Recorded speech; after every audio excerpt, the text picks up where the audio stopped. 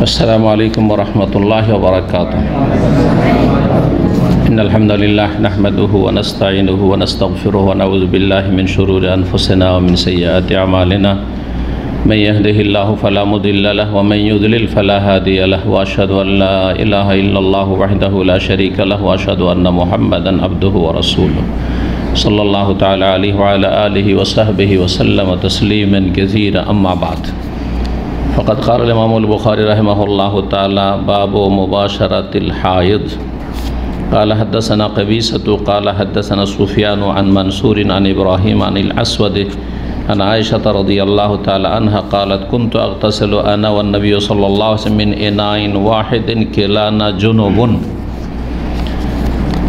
सम्मानित दीनी भातृमंडলী, आल्लाह रब्बुल आलमीনের प्रशंसा এবং রাসূলুল্লাহ সাল্লাল্লাহু আলাইহি ওয়াসাল্লামের উপর সালাত ও সালামের পরে আজ 11ই মুহররম 1443 হিজরি মোতাবেক 20ই আগস্ট 2021 জুমাবার ধারাবাহিক আলোচনা সহিহুল বুখারীর ব্যাখ্যা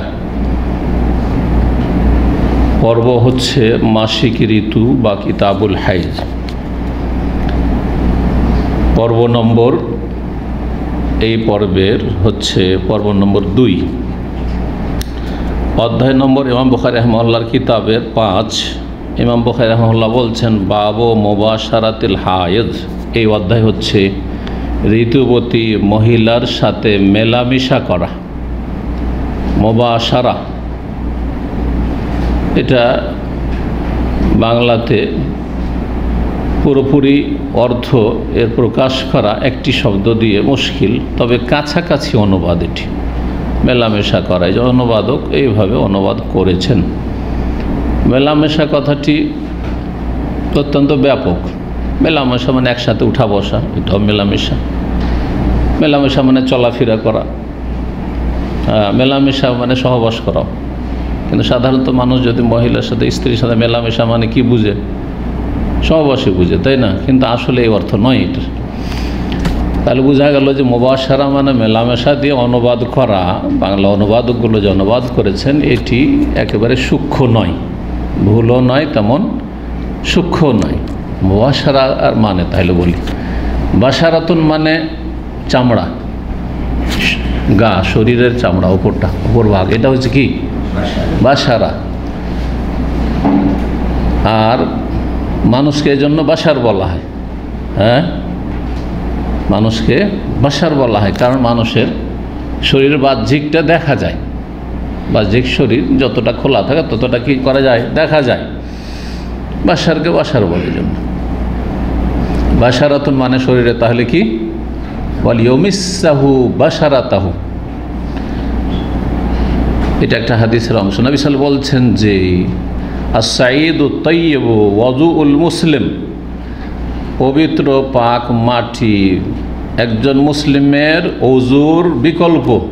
ওযুর ব্যবস্থা মানে ওযু করতে পারছে না, পানি নেই, কিন্তু কি আছে? মাটি আছে। পানি নেই, মাটি আছে। তো এই অবস্থায় পাক পবিত্র মাটি as-sa'idu at-tayyib wudu'ul muslim, মুসলিমের ওযুর একটা সুব্যবস্থা মানে ওযুর বিকল্প। পানি নেই, ওযুর বিকল্প। ওয়াইল্লাম ইয়াজিদিল মা আশারা সিনিন, যদিও দীর্ঘ 10 বছর কেউ পানি না পায়, এমন জায়গায় মরুভূমিতে ফেলে দিয়েছে, নিয়ে এসে বাবা যে কোনো কারণে পড়ে আছে, যেখানে কোনো দিকে 1-2 কিলোমিটার 3 কিলোমিটার এদিক সেদিক ঘুরে ঘিরে কখনো পানি পায় না, দীর্ঘ 10 বছর পানি পায় না। হতে পারে এরকম পরিস্থিতি কখনো, বা ছিল কখনো পরিস্থিতি। দিন ইসলাম সব যুগের জন্য এবং সব স্থানের জন্য। আমরা শুধু সীমিত স্থান নিয়ে চিন্তা করলে হবে না, আর সীমিত সময় নিয়ে, বর্তমান সময় নিয়ে চিন্তা করলে এখন পানির অভাব আছে, আরব দেশে তো পানির অভাব নেই, তাই না? তো এইভাবে চিন্তা করলে হবে না। 10 বছরে যদি কেউ পানি না পায় তাহলে 10 বছর ধরে কি করতে থাকবে? তায়াম্মুম করতে থাকবে। ওযুর বিকল্প তায়াম্মুম, গোসলের বিকল্প তায়াম্মুম, গোসল ফরজ হয়েছে তায়াম্মুম করবে। পাক হওয়ার জন্য ওযু করতে হবে, সালাতের সময় আসছে তায়াম্মুম করবে, চলে যাক সারা জীবনটা এরকম পানি না ফেলে। ফায়দা ওয়াজাদাহু, যখন পানি পেয়ে যাবে তখন কি করতে হবে? ফালিউমিসাহু বাশারাতাহু, তখন পানি যেন শরীরে কি করে? স্পর্শ করায়, শরীরকে ছুয়ায়, তখন পানি দিয়ে উজু করো, পানি দিয়ে গোসল করো। এই যে বাসারা, তো বাসারা মানে তাহলে শরীরের অপরিভাগ চামড়া। তাহলে মুবাশারাতুল হায়েজ মানে শরীরের সাথে শরীর মিলানো। বাসারা বাসারা মানে চামড়া বা শরীর। তাহলে মুবাশারা হচ্ছে বাবে মফালাতে মুশারাকাত মানে পার্টনারশিপ আছে, শেয়ার হওয়া, এটা হচ্ছে এর খাসিয়াত, সারফের গ্রামার।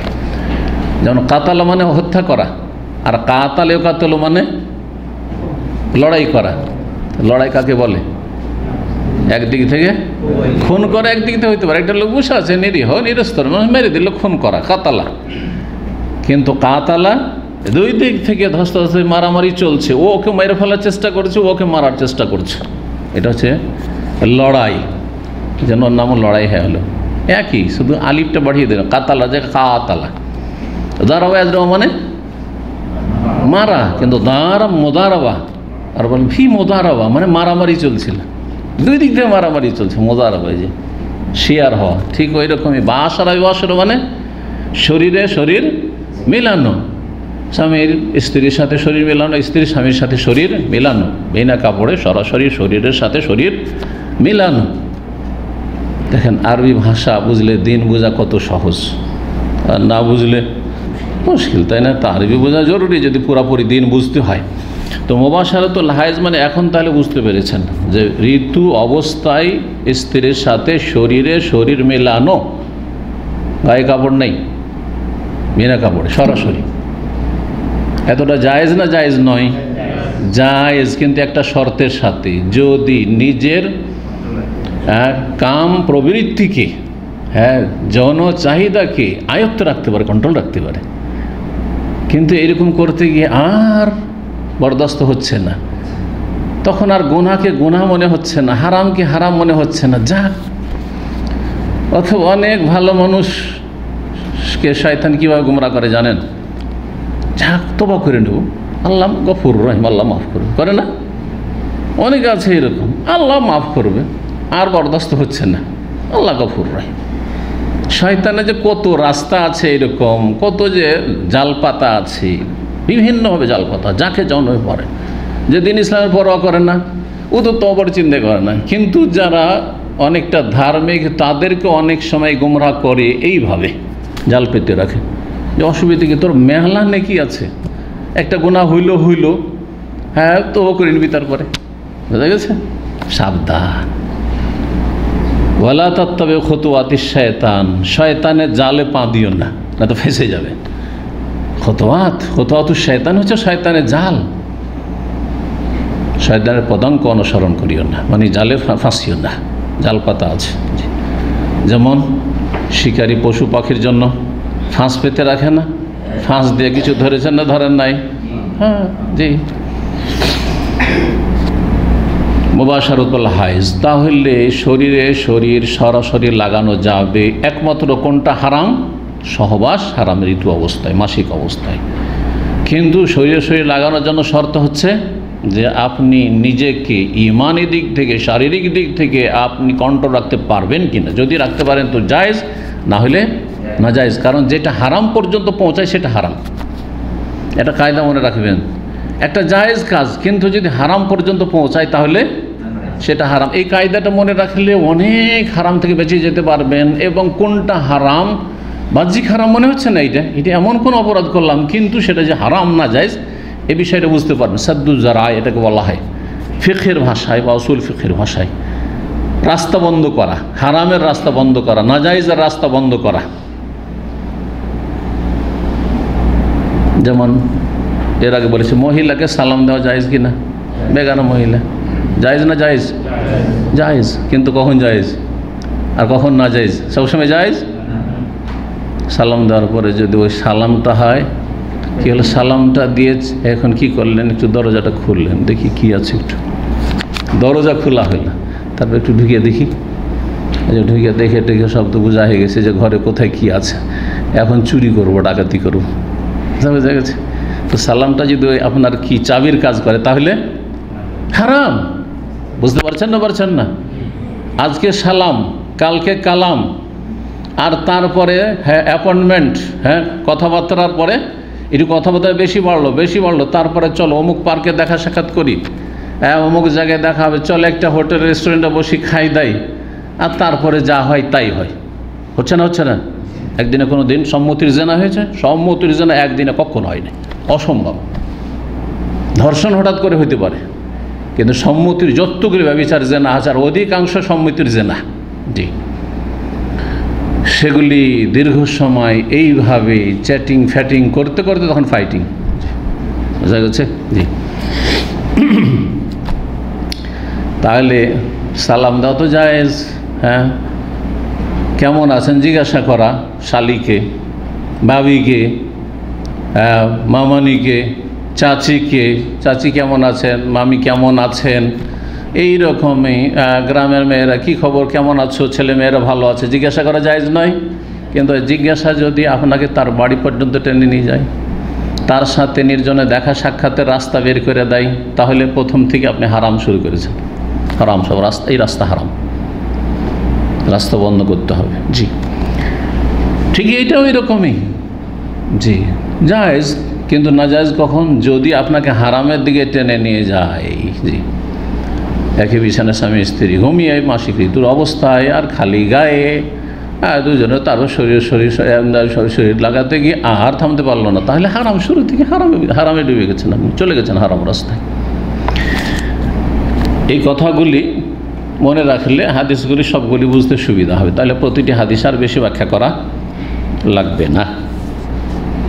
আসুন এখন 299 নম্বর হাদিস, মা আয়েশা রাদিয়াল্লাহু তাআলা আনহা থেকে বর্ণিত, তিনি বলছেন, কুনতু আগতাসিলু আনা ওয়ান নবী সাল্লাল্লাহু আলাইহি ওয়াসাল্লাম ইনাইন ওয়াহিদিন, আমি এবং নবী করিম সাল্লাল্লাহু আলাইহি ওয়াসাল্লাম একই পাত্র থেকে গোসল করতাম, একসাথে গোসল করতাম বালতিতে। একবার মা আয়েশা পানি নিয়েছেন, একবার রাসূলুল্লাহ সাল্লাল্লাহু আলাইহি ওয়াসাল্লাম পানি নিচ্ছেন। জি, আবার আগে পরেও জায়েজ, এর আগে গোসলের অধ্যায় এই বিষয়গুলি আলোচনা এসেছে। কেলানা জনবন, এমন অবস্থায় যখন আমরা উভয়ে নাপাক অবস্থায় থাকতাম বা জনবি অবস্থায়, গোসল ফরজ থাকা অবস্থায় থাকতাম, বড় অপবিত্রতা, জনব সহবাস অথবা স্বপ্নদোষে যেটা কি হয়, গোসল ফরজ হয়, একে কি বলা হয়? জনবি। জি হ্যাঁ, এখানে একটি কথা আলোচনা করা ভালো হবে। কখনো যদি কারো মনে আসে যে আমাদের তো স্বপ্নদোষ হয়, রাসূলুল্লাহ সব স্বপ্নদোষ হইতো কিনা, মাসলা কখন আলোচনা করেছি আমি? আচ্ছা, আপনাদের কেমন মনে হয়, নবী সাল্লাল্লাহু আলাইহি ওয়াসাল্লাম স্বপ্নদোষ হইতো না হইতো না? হ্যাঁ, জি বললো আপনারা, হ্যাঁ হইতো না, মাশাআল্লাহ। হ্যাঁ, দুটো ছাড়া তার কোনো তৃতীয় পাওয়া যাচ্ছে না, তাই না? হ্যাঁ নয় না এই ক্ষেত্রে। জি হ্যাঁ, নবী সাল্লাল্লাহু আলাইহি ওয়াসাল্লামের, হ্যাঁ, যারা আরবি পড়ালো, আল্লাহ, নবী সাল্লাল্লাহু আলাইহি ওয়াসাল্লাম স্বপ্নদোষ হইতো? হ্যাঁ, কে বলছে না? আচ্ছা, না, কেন হইতো না? হ্যাঁ, কেন? জায়গা থাকলে মানুষের চাহিদা হয় না? হ্যাঁ,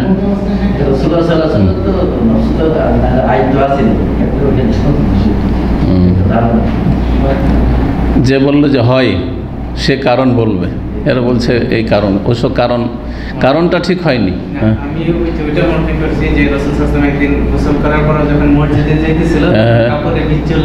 হ্যাঁ, তো ওটা তো সহবাস পরে হইতে পারে, স্বপ্নদোষ জরুরি নয়, সহবাসের পরে ভুলে গেছেন, রাতে সহবাসে ভুলে গেছেন, হইতে পারে। বলেন। হ্যাঁ, মানুষ হিসাবে হওয়ার কথা, কিন্তু দুই মানুষের পার্থক্য আছে। আমি আপনি মানুষ আর রাসূলুল্লাহ মানুষ, দুই মানুষের আসমান জমিন পার্থক্য আছে। আমাদেরকে নিয়ে শয়তান স্বপ্নে খেলা করতে পারে, রাসূলুল্লাহ সাল্লাল্লাহু আলাইহি ওয়াসাল্লামের কাছে শয়তান আসতে পারতো না, কারণ তার কাছে স্বপ্ন যোগে ওহী আসতো, ফেরেশতা আসতো। শয়তানে যদি আসে তাহলে কি করে পার্থক্য করা যাবে যে শয়তান এসে বললো না জিবরাইল এসে বললো? কিন্তু আমাদের ক্ষেত্রে কোনো পার্থক্য করা যাবে না, যেটা ভালো স্বপ্ন না মন্দ স্বপ্ন, বোঝা গেছে? শয়তান আমাদেরকে নিয়ে খেলা করতে পারে, রাসূলুল্লাহ সাল্লাল্লাহু আলাইহি ওয়াসাল্লামকে আল্লাহ সুরক্ষিত রেখেছেন শয়তান থেকে। আর স্বপ্ন তো শয়তানের মাধ্যমে হয়, শয়তানের মাধ্যমে হয়। জি, শয়তান কোনো একটা রূপসী নারী, কোনো একটা অপরিচিত মহিলা সেজে এসে আপনার সাথে খেলতামাশা শুরু করলো, অথবা আপনি তার কাছে চলে গেলেন, অথবা এমনিতেই স্বপ্নদোষ, মনে নেই যে কী হয়েছে, না হয় স্বপ্নদোষ হয়ে গেছে, সব শয়তানের খেলা। আর শয়তান থেকে নবী সাল্লাল্লাহু আলাইহি ওয়াসাল্লাম মাহফুজ, সুরক্ষিত। সুতরাং নবী সাল্লাল্লাহু আলাইহি ওয়াসাল্লাম স্বপ্নদোষ হইতো না। জি, মনে রাখবেন। জি, তাহলে এখানে জনবি গোসল ফরজ ছিল সহবাসের। এই হাদিস বাহ্যিক এর সাথে বাবের সাথে স্পষ্ট একবারে যেন সম্পর্ক নেই, কিন্তু সম্পর্ক আছে। একসাথে গোসল করতেন, তার মানে একসাথে খালি গায়ে হওয়া, স্বামী স্ত্রী স্বাভাবিক যে গোসলের সময় এইরকমই সজ্জায় স্বাভাবিক। জি, 300 নম্বর হাদিস বলছে ওয়াকানা ইয়া'মুরুনি, রাসূলুল্লাহ আমাকে নির্দেশ দিতেন। আগের হাদিসেরই একটা অংশ, কিন্তু এখানে একটা নাম্বার দিয়েছে। হাদিস গণনা করতে গিয়ে বুখারীর অথবা অন্যান্য হাদিসের কিতাব হাদিস গণনা করতে গিয়ে সংখ্যার ক্ষেত্রে কিন্তু পার্থক্য হয়েছে। আপনি দেখবেন বাংলা অনুবাদগুলিতে ইসলামিক ফাউন্ডেশনের গণনা নাম্বার আলাদা, তৌহিদ পাবলিকেশনের গণনা নাম্বার আলাদা, আর অন্যদের আরও যেগুলো আছে আধুনিক প্রকাশন না কী আছে সেগুলো গণনা আলাদা। ঠিক তেমনি আরবিতে আপনার মাকতাবা শামিলার গণনা নাম্বারিং আলাদা, আর অন্যান্যদের আলাদা। কিতাবে দেখলে 1 নাম্বার, আর এক মাকতাবা শামিলা খুললে আর 1 নাম্বার। এরকম যে নম্বরের পার্থক্য, এতে অনেকে বিব্রত হয় যে আরে আমি বললাম হাদিস নম্বর বুখারীতে এত, অনেকে তো আবার এটা খুব গুরুত্ব দিয়ে দেখে যে হাদিস নম্বর বলতে পেরেছে, কিন্তু হাদিস নম্বরে যে পার্থক্য, আমি যেখান থেকে বলেছি আপনি আর একটা কপি অন্য কপি দেখছেন, যার ফলে আমার নম্বরের সাথে মিলবে না, তখন বলবেন না না তো ভুল বলেছে। এই আয়াত নয় যে আয়াতের ক্ষেত্রে কোনো তারতম্য নয়, আয়াত নম্বর ঠিক আছে সব জায়গায় সারা পৃথিবীতে একরকম। জি, এই জন্য হাদিসের নাম্বার টাম্বার এগুলি মানুষের মাঝে চমক লাগাবার জন্য, এগুলো কোনো এলমি কাজ নাই, যেগুলো কোনো জ্ঞানগত কাজ নাই যে অনেক বড় জ্ঞানী দেখেন হাদিসের নাম্বার ছাড়া কথা বলেন না, এগুলি মূর্খদেরকে বাঙাল বোঝানো, বুঝতে পারছেন? এগুলো তেমন কোনো মূল্য রাখে না। আসল বুখারী বলেছে বুখারীতে থাকলে হল, মুসলিম বলেছে মুসলিম, এইটা তো ভুল না হইল, আছে দারাকুতনি, আছে বাইহাকিতে, আছে মুসনাদ ইবনে আবি শাইবা, আর দিলাম বুখারীতে, এইটাও ভুল। হাদিস জয়ীফ দিলাম সহি বলে, হ্যাঁ, বা হাদিস সহি দিলাম জয়ীফ বলে, এইগুলো হচ্ছে ভুল। তো এই যে পার্থক্যগুলি হয়েছে, কেউ কেউ এখানে যেহেতু সনদ নেই, তো এই অংশটুকু যে অংশটুকু আসছে সেটাকে আগের নাম্বার 299 অন্তর্ভুক্ত করেছেন, আর কেউ কেউ এখানে নাম্বার দিয়ে, যখন এখানে আমার সামনে নাম্বার দেওয়া আছে 300 নম্বর, পার্থক্য হয়ে গেল না? এইভাবে পার্থক্য হইতে হইতে অনেক সময় অনেক পার্থক্য হয়েছে, 100-150 পার্থক্য হয়ে গেছে। এক জায়গায় কোনো জায়গাতে দেখছি এটার নাম্বারিং হচ্ছে 360, আরেক জায়গায় দেখছি 245। হে 2-1 দিন আগে দেখছিলাম, দুটো কপি মিলিয়ে দেখছি এত পার্থক্য। একটি কিতাবে দেখছি নাম্বার দিয়েছে এত, আর আমি মাকতাবা শামিলে দেখছি আমার সামনে নাম্বার 100-150 পার্থক্য। তো আমরা এতে বলি না যে ভুল লিখেছে, একজন এক কপি থেকে লিখেছে, আর একজন আর এক কপিতে, মাকতাবা শামিলেতে এই নাম্বার, অন্য জায়গায় আরেক নাম্বার রয়েছে। জি, কখনো ভুল হতে পারে, লিখতে গিয়ে মিস্টেক হতে পারে, কিন্তু এটা সাধারণত ভুল নয় নাম্বারিংয়ের ক্ষেত্রে হাদিসের। এই কথাগুলি মনে রাখবেন যারা এই নাম্বারটা আমার বলে থাকেন অথবা নাম্বার শুনে থাকেন। কখনো দুইজন শেখ 2 রকম নাম্বার বললো, আরে কার কথাই নিব রে, এই বলছে এত নম্বর, একই হাদিস বলছে এত নম্বর, না, দুইজন 2 জায়গা থেকে বলেছে। বলছেন মা আয়েশা রাদিয়াল্লাহু আনহা, ওয়াকানা ইয়া'মুরুনি, রাসূলুল্লাহ আমাকে হুকুম দিতেন, নির্দেশ দিতেন, কি? ফাত্তাজিরু, যে তুমি শক্ত করে কাপড় বেঁধে নাও, ঋতুর কাপড় শক্ত করে বেঁধে নাও। ইত্তাজারা মানে লুঙ্গি পরিধান করা। এখন এই যদি অনুবাদ করি ইত্তাজারা ফাত্তাজার, আমি লুঙ্গি পরে নিতাম, তো অনুবাদটা থেকে কিছু বোঝা যাবে? লুঙ্গি তো প্রথম কথা, লুঙ্গি তো পুরুষরা পরে, মহিলারা পরে না, তাই না? বাঙালির লুঙ্গি অথবা কেরালায় হোক, ইন্ডিয়ান লুঙ্গি হোক, দক্ষিণ ভারতের লুঙ্গি হোক, হ্যাঁ, যদি লুঙ্গিতে পার্থক্য, কেরালা লুঙ্গি ওপেন খোলা, বাঙালি লুঙ্গি সেলাই করা, তাই না? এই তো পার্থক্য। তো কথা হচ্ছে যে লুঙ্গি তো পুরুষদের পোশাক, মহিলার পোশাক না, তো ফাত্তাজার আমি লুঙ্গি পরে নিতাম, তো অনুবাদ সহি নয়, তাহলে শাব্দিক অনুবাদ ঠিক আছে, কিন্তু এইখানে এই ক্ষেত্রে ঠিক নাই। তাহলে এখানে এজার বলতে ঋতুর কাপড়, ঋতুর কাপড় শক্ত করে বেঁধে নিতাম। এই যে শক্ত করে বেঁধে নিতাম, এটা অনুবাদ কোত্থেকে নিয়ে আসলাম? নবী সাল্লাল্লাহু আলাইহি সাল্লাম রমজান মাসের শেষ 10টি রাতে তার যে আমল ছিল সে সম্পর্কে হাদিসে কি আছে? কানা ইযা দাখালা আশরু, যখন শেষ 10 দিন প্রবেশ করতো, শুরু হইতো 21 তারিখ রমজানে, 21 তারিখের রাত কি করতেন? আহিয়া লাইলাহু, সারা রাত জাগরণ করতেন। ওয়াই কাজা আহলাহু, পরিবারকে জাগাতেন সবাইকে সারা রাত। ওয়াসাদ্দাল মেজার, আর লুঙ্গি শক্ত করে বেঁধে নিতেন। মেজার, এজার থেকে মিজার। ওখানে তো এজার পুরুষদের ক্ষেত্রে লুঙ্গি পরিধান করা, মহিলাদের ক্ষেত্রে হচ্ছে পুরুষরা যে লুঙ্গি পরে, কৃষকদেরকে লুঙ্গি পরতে দেখেছেন? গ্রামে গঞ্জে দেখেননি? এখনও দেখতে পান। হয়তো এখন শহরে বাস করছেন, সেই জন্য অনেকের হয়তো মনে নেই, অথবা শহরে জন্মেছেন। কেমন করে লুঙ্গি পরে? যখন হাল চাষ করে তখন কি বেঁধে? কাঁচা বেঁধে। হ্যাঁ, আর আমাদের রাজশাহী মালদহের ভাষায় নেংটি সাঁটা বলে, বুঝলেন? নেংটি সাঁটা বুঝেন? এটা বুঝেন না? বুঝেন না? বা নেংটি বাঁধা বাচ্চাদের করায়, বাচ্চাদের পাম্পার্স। পাম্পার্স বুঝছেন? আজকাল বাচ্চাদের পাম্পার্স হয়েছে, যেটা আজকে থেকে 23 বছর আগে আমি জানতাম না। বাচ্চাদেরকে প্রথম 2000 সালে সৌদি আরব নিয়ে আসবো, এখান থেকে গেছি। আমি যদি জানতাম তো বাচ্চাদের পাম্পার্সগুলো নিয়ে যেতাম। কিছু যাই না, ওই কারণ প্রয়োজন হয়নি এখানে। আর দেশে তো দেখিনি, তখন দেশে পাম্পার্স বড় বড় রাজধানীতে নাকি খুঁজে পাওয়া যেত। কথা বুঝতে পারছেন? ডিস্ট্রিক্ট শহর পাওয়া যেত না। তো বাচ্চাদেরকে নিয়ে এসে, ছোটো বাচ্চা সব আমার, ওরা রাস্তাতে প্লেনে পেশাব করেছে কাপড়ে। আর তারপরে জেদ্দায় নামলাম, জেদ্দা থেকে আবার সেই হয়রানি, হজের মৌসুম ছিল, আবার দামাম আসতে হবে। কী যে হয়রানি পেরেশানি! আলহামদুলিল্লাহ রাব্বিল আলামিন সব মুশকিল আল্লাহ আসান করেছেন। পেশাব টেশাব নিয়ে পরে মাঝে মাঝে স্মরণ করিয়ে বাচ্চার মা বলে যে আপনি এদেশে থেকেছেন, আর কত কষ্ট করতে হয়েছে আমাকে সফরের রাস্তাতে। বাচ্চাদের কাপড় বদলাও, এয়ারপোর্টে কাপড় বদলাও, তো এই করো সেই করো, এই তো পেশাব করে দিয়েছে, তো এই করেছে। আল্লাহুল মুস্তাআন। যদি জানতাম তাহলে এই কষ্টগুলি হইতো না। তো পাম্পাসটা আমি 2000 সালে জানতাম না, কথা বোঝা গেছে। তারপরে বাচ্চাদের নিয়ে আসার পরে এখানে জানতে পারলাম যেগুলো কী বলছে, এগুলো এই কাজের। মহিলারা আবার জানে আমাদের চাইতে কিন্তু অ্যাডভান্স ওরা, দেশে পায়নি কিন্তু ওরা নামটাম শুনেছে, অথবা ধরেন এখানে আসার পরে দেখছে যেগুলো কী, তো এগুলো তো এই কাজেরই। আচ্ছা, ছোটদের পাম্পার্স তো অনেকে জানেন, আজকাল জেনে গেছেন। বুড়া বুড়িদেরও পাম্পার্স আছে হাসপাতালে, এইরকম রোগীদেরকে দেয়, এটা জানেন কি না? হ্যাঁ, যাতে হাসপাতালের বেড খারাপ না করে দেয়। হ্যাঁ, এসব পায়খানা আছে না?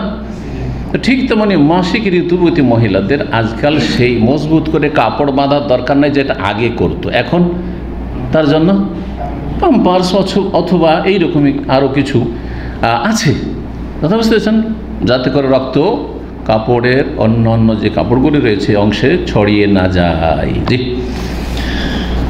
এর নাম হচ্ছে ইত্তিজার। তাহলে আজকালকার পাম্পার্স হচ্ছে ইত্তিজার।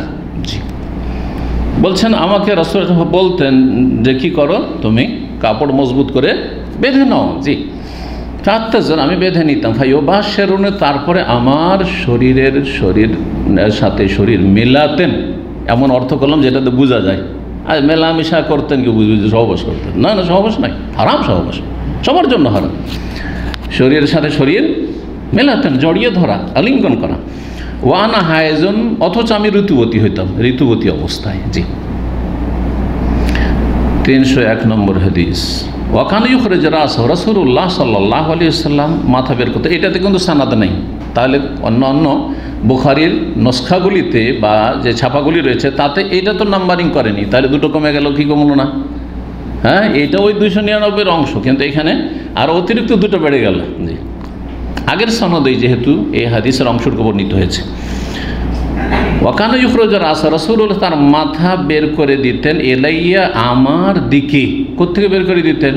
এতেকাফের জায়গা থেকে। নবী সাল্লাল্লাহু আলাইহি ওয়াসাল্লাম আয়েশার কক্ষের পাশে এতেকাফের যে ঘেরাটা, এতেকাফ যদি মসজিদের মধ্যে ঘেরার অনুমতি থাকে আর সুযোগ সুবিধা থাকে, যে বেশি লোক অত নেই, ঘেরে দিলে মুসল্লিদের জায়গা সংকীর্ণ হবে না, তাহলে ঘেরে নেওয়া ভালো, যাতে নির্জনে নফল ইবাদত বন্দেগি করতে পারেন। কারণ মানুষের সামনে ইবাদত বন্দেগির চাইতে নির্জন ইবাদত বন্দেগি অনেক ভালো, কোয়ালিটির দিক থেকে, ইখলাসের দিক থেকে, লোক দেখানো রিয়া মুক্ত থেকে।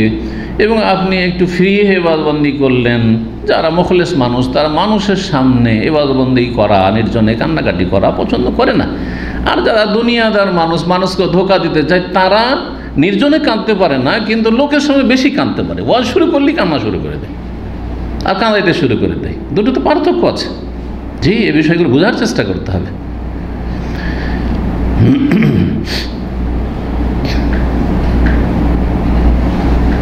যদি অল্প কিছু মানুষ আছে যারা কান্না হয়তো সামলাতে পারে না, সেই জন্য মানুষের সামনে কেঁদে দেয়, যেমন নির্জনে কাঁদে। কিন্তু অধিকাংশের ক্ষেত্রে এমনটাই দেখা যায়, যারা লোকের সামনে বেশি কাঁদতে পারে তার নির্জনে কম কাঁদতে পারে।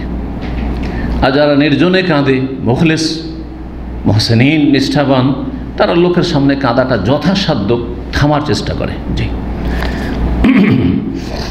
আল্লাহর ভয়, দুনিয়ার বালা মুসিবতের নয়। বালা মুসিবত হিসেবে কান্না এটা কোনো প্রশংসনীয় কান্না না, বরং ধৈর্য ধরাটাই হচ্ছে প্রশংসনীয়।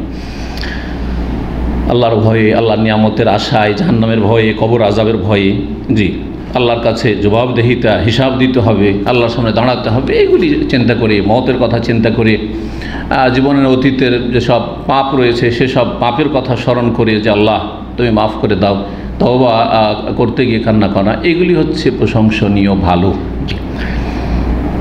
মাথা বের করে দিন আমার উদ্দেশ্য ওয়াহমতাকে, তিনি তখন এতেকাব অবস্থায় থাকতেন। ফাআগসিলুহু, অতঃপর আমি ধুয়ে দিতাম, ওয়ানা হায়েজ, ঋতুবতী অবস্থায়, মাসিক ঋতু অবস্থায় নবী সাল্লাল্লাহু আলাইহি সাল্লামের মাথা ধুয়ে দিতেন। অথচ নবী সাল্লাল্লাহু আলাইহি সাল্লাম কোথায় থাকতেন? মসজিদের ভিতরে থাকতেন ইতিকাফে।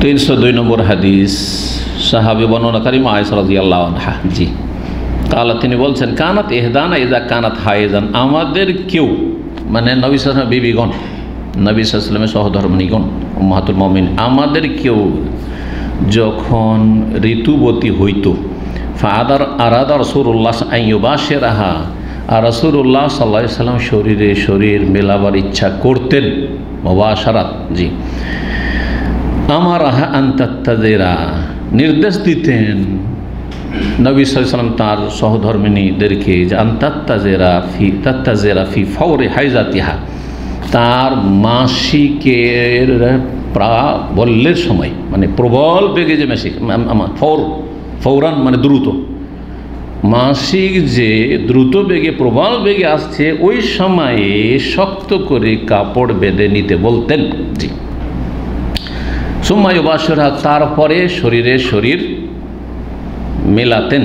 জি, কালাত, মা আয়েশা বলছেন যে তোমরা ভাববিও না যে শরীরে শরীর লাগালে, আলিঙ্গন করলেই সহবাসে কেউ লিপ্ত হয়ে যায়। ও আইয়ুকুম ইয়ামলিকু ইরবাওয়া, তোমরাও সেটা শুরু করবে।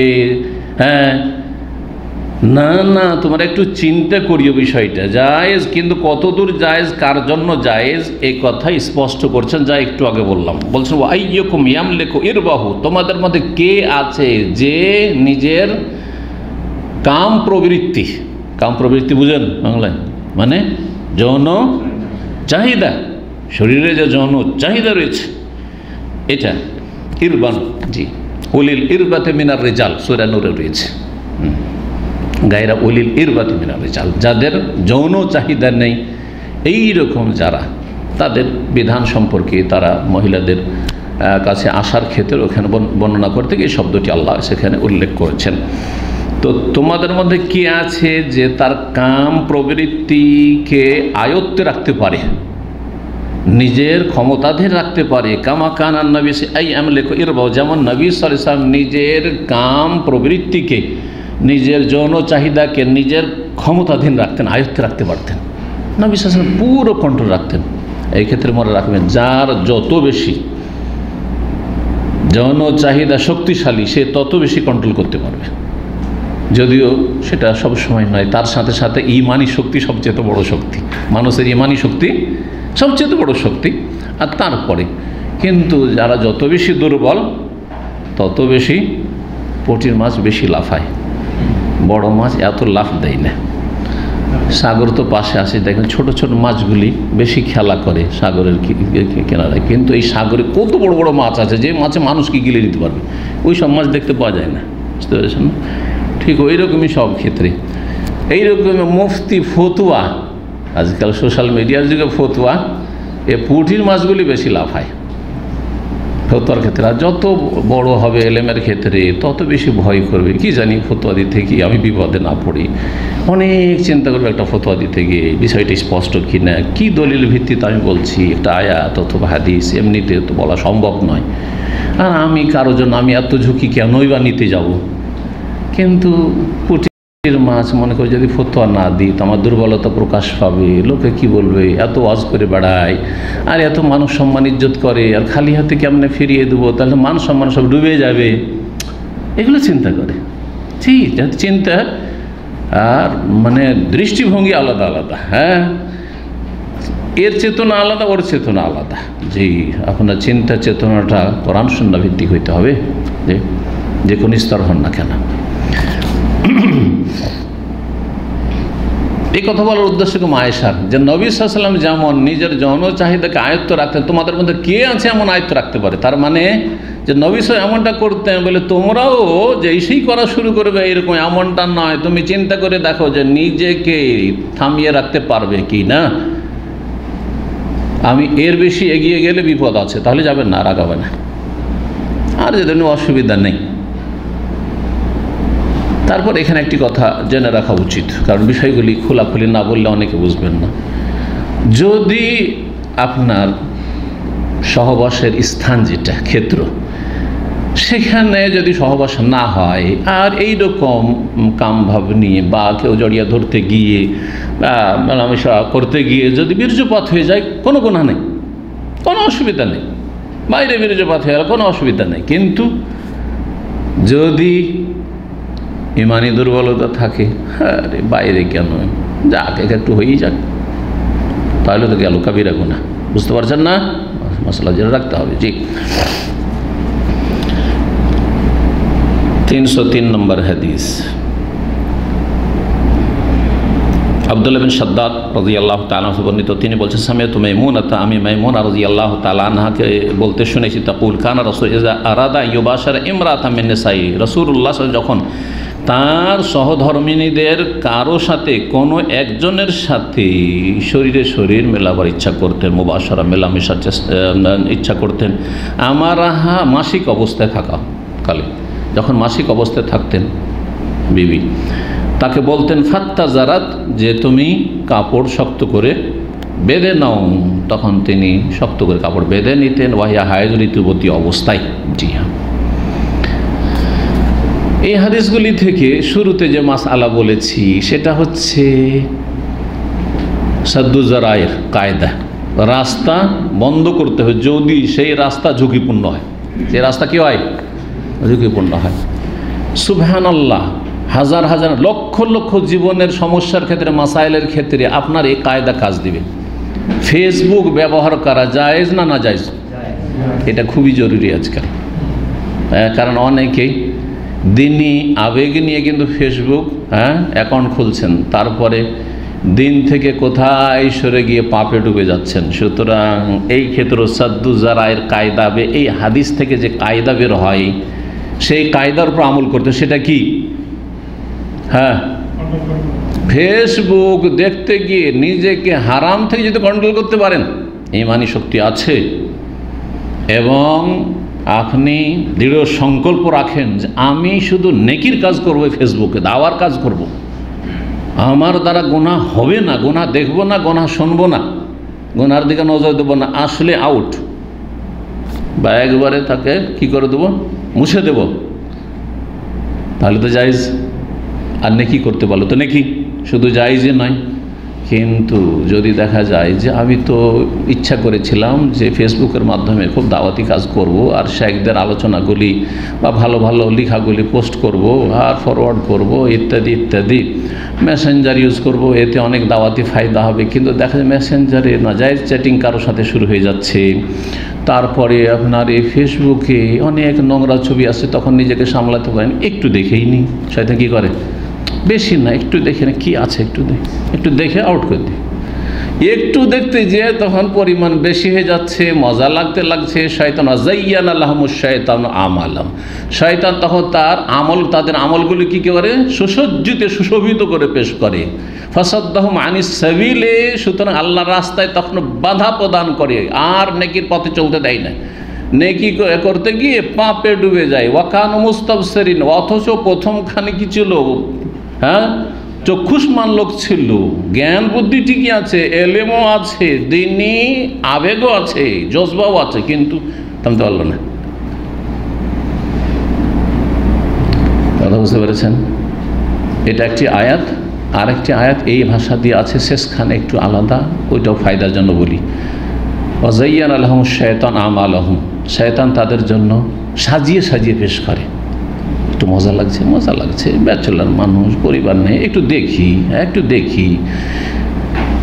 ফাসাদ্দাহুম আনিস সাবিল, সুতরাং আল্লাহর রাস্তায় চলতে কি করে, বাধা দিয়ে থাকে। যদি ফেসবুক আল্লাহর রাস্তায় চলতে, নেকির রাস্তায় বাধা দিয়েছে, গুনার রাস্তায় নিয়ে চলে যাচ্ছে, আর ফাহুম লা ইয়াহতাদুন, সুতরাং হেদায়েত পাচ্ছে না, হেদায়েত পাওয়ার জায়গায় আরো গোমরাহ হয়ে গেল। এই ফেসবুকের জগতে কত লোক গুমরাহির জন্য ফেসবুকে ঢুকেছে, হেদায়েতের দিকে ফিরে চলে এসছে। আমাকে বহু ভাই এইরকম আমাকে মেসেজ করেছে যে শেখ, আমি এক সময় খুব খারাপ ছবি টবি দেখতাম, খারাপ দেখতে দেখতে শুধু দেখি ওগুলো খারাপ ভিডিওর সাথে আপনার একটা বক্তব্য চলে আসছে। আমি যে কই রে, তো গুতরাই দেখে তো আরব মনে হচ্ছে, আবার বাংলা বলছে, তো দেখি একটু দেখি শুনে বলছে আমি বেদিন ছিলাম, আর আকিদাও বদ আকিদাই ছিলাম, শিরক বিদআতি আকিদা, মাজার পূজার আকিদা, সুফিদের আকিদা ছিল। হেদায়েতে দিনদার হয়ে গেছে। যেমন এটা হয়েছে, জানি না কত সংখ্যা এরকম হয়েছে, আল্লাহ ভালো জানে। এর বিপরীতটা চাচ্ছে অনেক বেশি হয়েছে। ভালো দেখতে দেখতে গিয়ে কতকে খারাপ হয়ে গেছে। এমনও ছেলেদের খবর পেয়েছি যারা মাশাআল্লাহ দাড়ি আর মাশাআল্লাহ আমার দার্সে প্রায় এখানে হাজির হইতো, কিছুদিন পরে খবর পাচ্ছি ফজর তাহাজ্জুদও পড়তো, কিছুদিন পরে খবর পাচ্ছি ওর রুমমেট এসে বলছে শেখ দিনী ভাই মনে কর রুমে ঢুকলাম কিন্তু তো ফজরে উঠে না। আরে কি বললেন, এই ছেলেটা ফজরে উঠে না? মানে এই ছেলে তো খুবই দিনদার ছেলে, অনেক দাওয়াতি কাজ করতো। বলছে যে এই তো ইন্টারনেট ক্যাফে শুরু করেছে, আর তারপরে সে রাত 2টা 3টা ফেসবুক নিয়ে পড়ে থাকে রাত 3টা ঘুমাই, তো ফজরে উঠবে কি করে? ফজরে উঠে না। ইন্না লিল্লাহি ওয়া ইন্না ইলাইহি রাজিউন। বুঝলেন? তাহলে ফেসবুক ব্যবহার করতে গিয়ে কখন ঘুমালেন তাও জানেন না, আর ফজর কখন হলো তাও দিশা পেলেন না, সূর্য উঠে জুমার সময় এসে ফজর পড়ছেন, তাহলে ফেসবুক হারাম। নোংরা ছবি দেখা শুরু করে ফেসবুক হারাম। আর না হলে আসল হচ্ছে যে ফেসবুক জায়েজ। কথা বোঝা গেছে? আসল হচ্ছে যে জায়েজ, কিন্তু কারো জন্য হারাম, আর কারো জন্য আবার নেকির কাজ। যারা শুধু দাওয়াতের কাজে আলহামদুলিল্লাহ লেগে আছেন এই সোশ্যাল মিডিয়ায়, তাদের জন্য অনেক সওয়াবের কাজ, কিন্তু তাতে থাকতে পারলেই তো হইল। তাহলে কায়দাটা কি বললাম? সাদ্দু যারায়, রাস্তা বন্ধ করতে হবে। যেখানে হারামের রাস্তা ঝুঁকিপূর্ণ, সেখানে রাস্তা কি করতে হবে? বন্ধ করে দিতে, ক্লোজ। অনেক ভাই, এক ভাই লেমুজিন চালায়, নাম জানি এখনও আছে, সে এসে বলছে একদিন সে গাড়িতে আমাকে রাস্তায় উঠিয়ে নিয়েছে, নিচে পেতে সে উঠে একটু অনেকদিন পরে দেখা। যাই হোক, নিয়মিত দার্স আসতো মাঝে মাঝে। বলছে শেখ ফেসবুক চালাইতাম, এখন বন্ধ করে দিচ্ছি। কেন বন্ধ করে? বলছে শেখ প্রথম তো মনে করেছিলাম যে ভালোই হবে, কিন্তু আর ফেসবুক আমি গোনা থেকে বাঁচতে পারছি না, সেই জন্য ফেসবুক একবারে মুছে দিয়েছি, ডিলিট করে দিয়েছি। আলহামদুলিল্লাহ। আলহামদুলিল্লাহ, যদি এটা হয়তো আলহামদুলিল্লাহ, ভালো কাজ করেছেন। চলেন 6 নম্বর অধ্যায় বলছে বাব তারকিল হায়দে আসম। এই অধ্যায় হচ্ছে ঋতুবতী মহিলার সিয়াম ছেড়ে দেওয়া, রোজা ছেড়ে দেবে। সূর্য ডুবতে যাচ্ছে, 2-3 মিনিট বাকি আছে, আর দেখছে যে মাসিক ঋতু প্রবাহিত হয়েছে, ঋতু শুরু হয়েছে, মাসিক শুরু হয়ে গেছে। তাহলে কি করবে? রোজা শেষ। কষ্ট করেছে, আল্লাহ নেকি দেবেন, কিন্তু আর 2 মিনিট রেখে ঈদই, আর 2 মিনিটের জন্য আর রোজা ভঙ্গ করে করবে। ভঙ্গ হয়েই গেছে, ভঙ্গ করতে হবে না, অটোমেটিকলি ভঙ্গ হয়ে গেছে। সুতরাং এই রোজার নিয়ত আর করে রাখবেন না, শেষ আপনার। আধা ঘন্টা 1 ঘন্টা আগে হলো তো আলাদা কথা, যখন এই উদাহরণ দিয়ে দিলাম তাহলে জি হ্যাঁ, রোজা হবে না। জি, তাই বলছে 304 নম্বর হাদিসের বর্ণনাকারী আবু সাঈদ খুদরি রাদিয়াল্লাহু তাআলা আনহু, তিনি বলছেন খারাজা রাসূলুল্লাহ সাল্লাল্লাহু আলাইহি ওয়াসাল্লাম ফি আযহা আও ফিতরিন ইলা মুসাল্লা। রাসূলুল্লাহ সাল্লাল্লাহু আলাইহি ওয়াসাল্লাম ঈদুল আজহায় অথবা ঈদুল ফিতরে ঈদগাহের উদ্দেশ্যে বের হলেন। মুসাল্লা মানে মুসাল্লাল ঈদ, মুসাল্লাল ঈদ আজ পর্যন্ত আরব দেশে কি বলা হয়? মুসাল্লাল ঈদ। মুসাল্লা সালাতের জায়গা, ইসিম জারফের সেগা, আর মুসাল্লা ঈদ মানে ঈদের সালাতের স্থান, ঈদগাহ। ঈদগাহ শব্দটি কি জানেন? ফার্সি। গাহ মানে জায়গা, গাহ মানে জায়গা। জি, যেমন জায় নামাজ, যা মানেও জায়গা, হ্যাঁ, যায় নামাজ, যা মানে জায়গা, আর নামাজ মানে নামাজ, নামাজের জায়গা। তো যাই নামাজের মুসাল্লাকে বলছেন, হ্যাঁ সাজ্জাদা, এরা বলছে সাজ্জাদা মুসাল্লা, আমরা মুসাল্লা বলি, এক সময় যাই নামাজও বলিস, কারণ ফার্সির প্রভাব ছিল আমাদের বাঙালিদের মাঝে। হ্যাঁ, তো এখান থেকে যাই নামাজ ফার্সি শব্দ, আর ঈদগাহ, জি, গাহ মানেও স্থান বা জায়গা, ঈদের জায়গা। যেমন স্থান, কবরস্থান, কবরস্থান কেন বলছেন? কবরযুক্ত স্থান।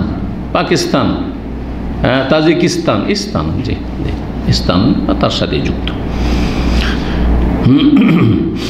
রাসূলুল্লাহ সাল্লাল্লাহু আলাইহি ওয়াসাল্লাম ঈদুল আজহা কিংবা ঈদুল ফিতরে, বর্ণনাকারী সন্দেহ হয়েছে যে ঠিক মনে নেই, হয় ঈদুল আজহা ছিল না ঈদুল ফিতর, মোট কথা ঈদই ছিল, বেরিয়েছেন। ফামাররা আলান নিসা, তারপরে মহিলাদের পাশ হয়ে অতিক্রম করলেন, তার মানে মহিলারা একটু দূরে সাইডে বসতো, যেমন এখানে ঈদগাহে এক সাইডে মহিলাদেরকে বসানো হয়, একসাথে একাকার হয়ে বসা যায় নয়, বসবে না।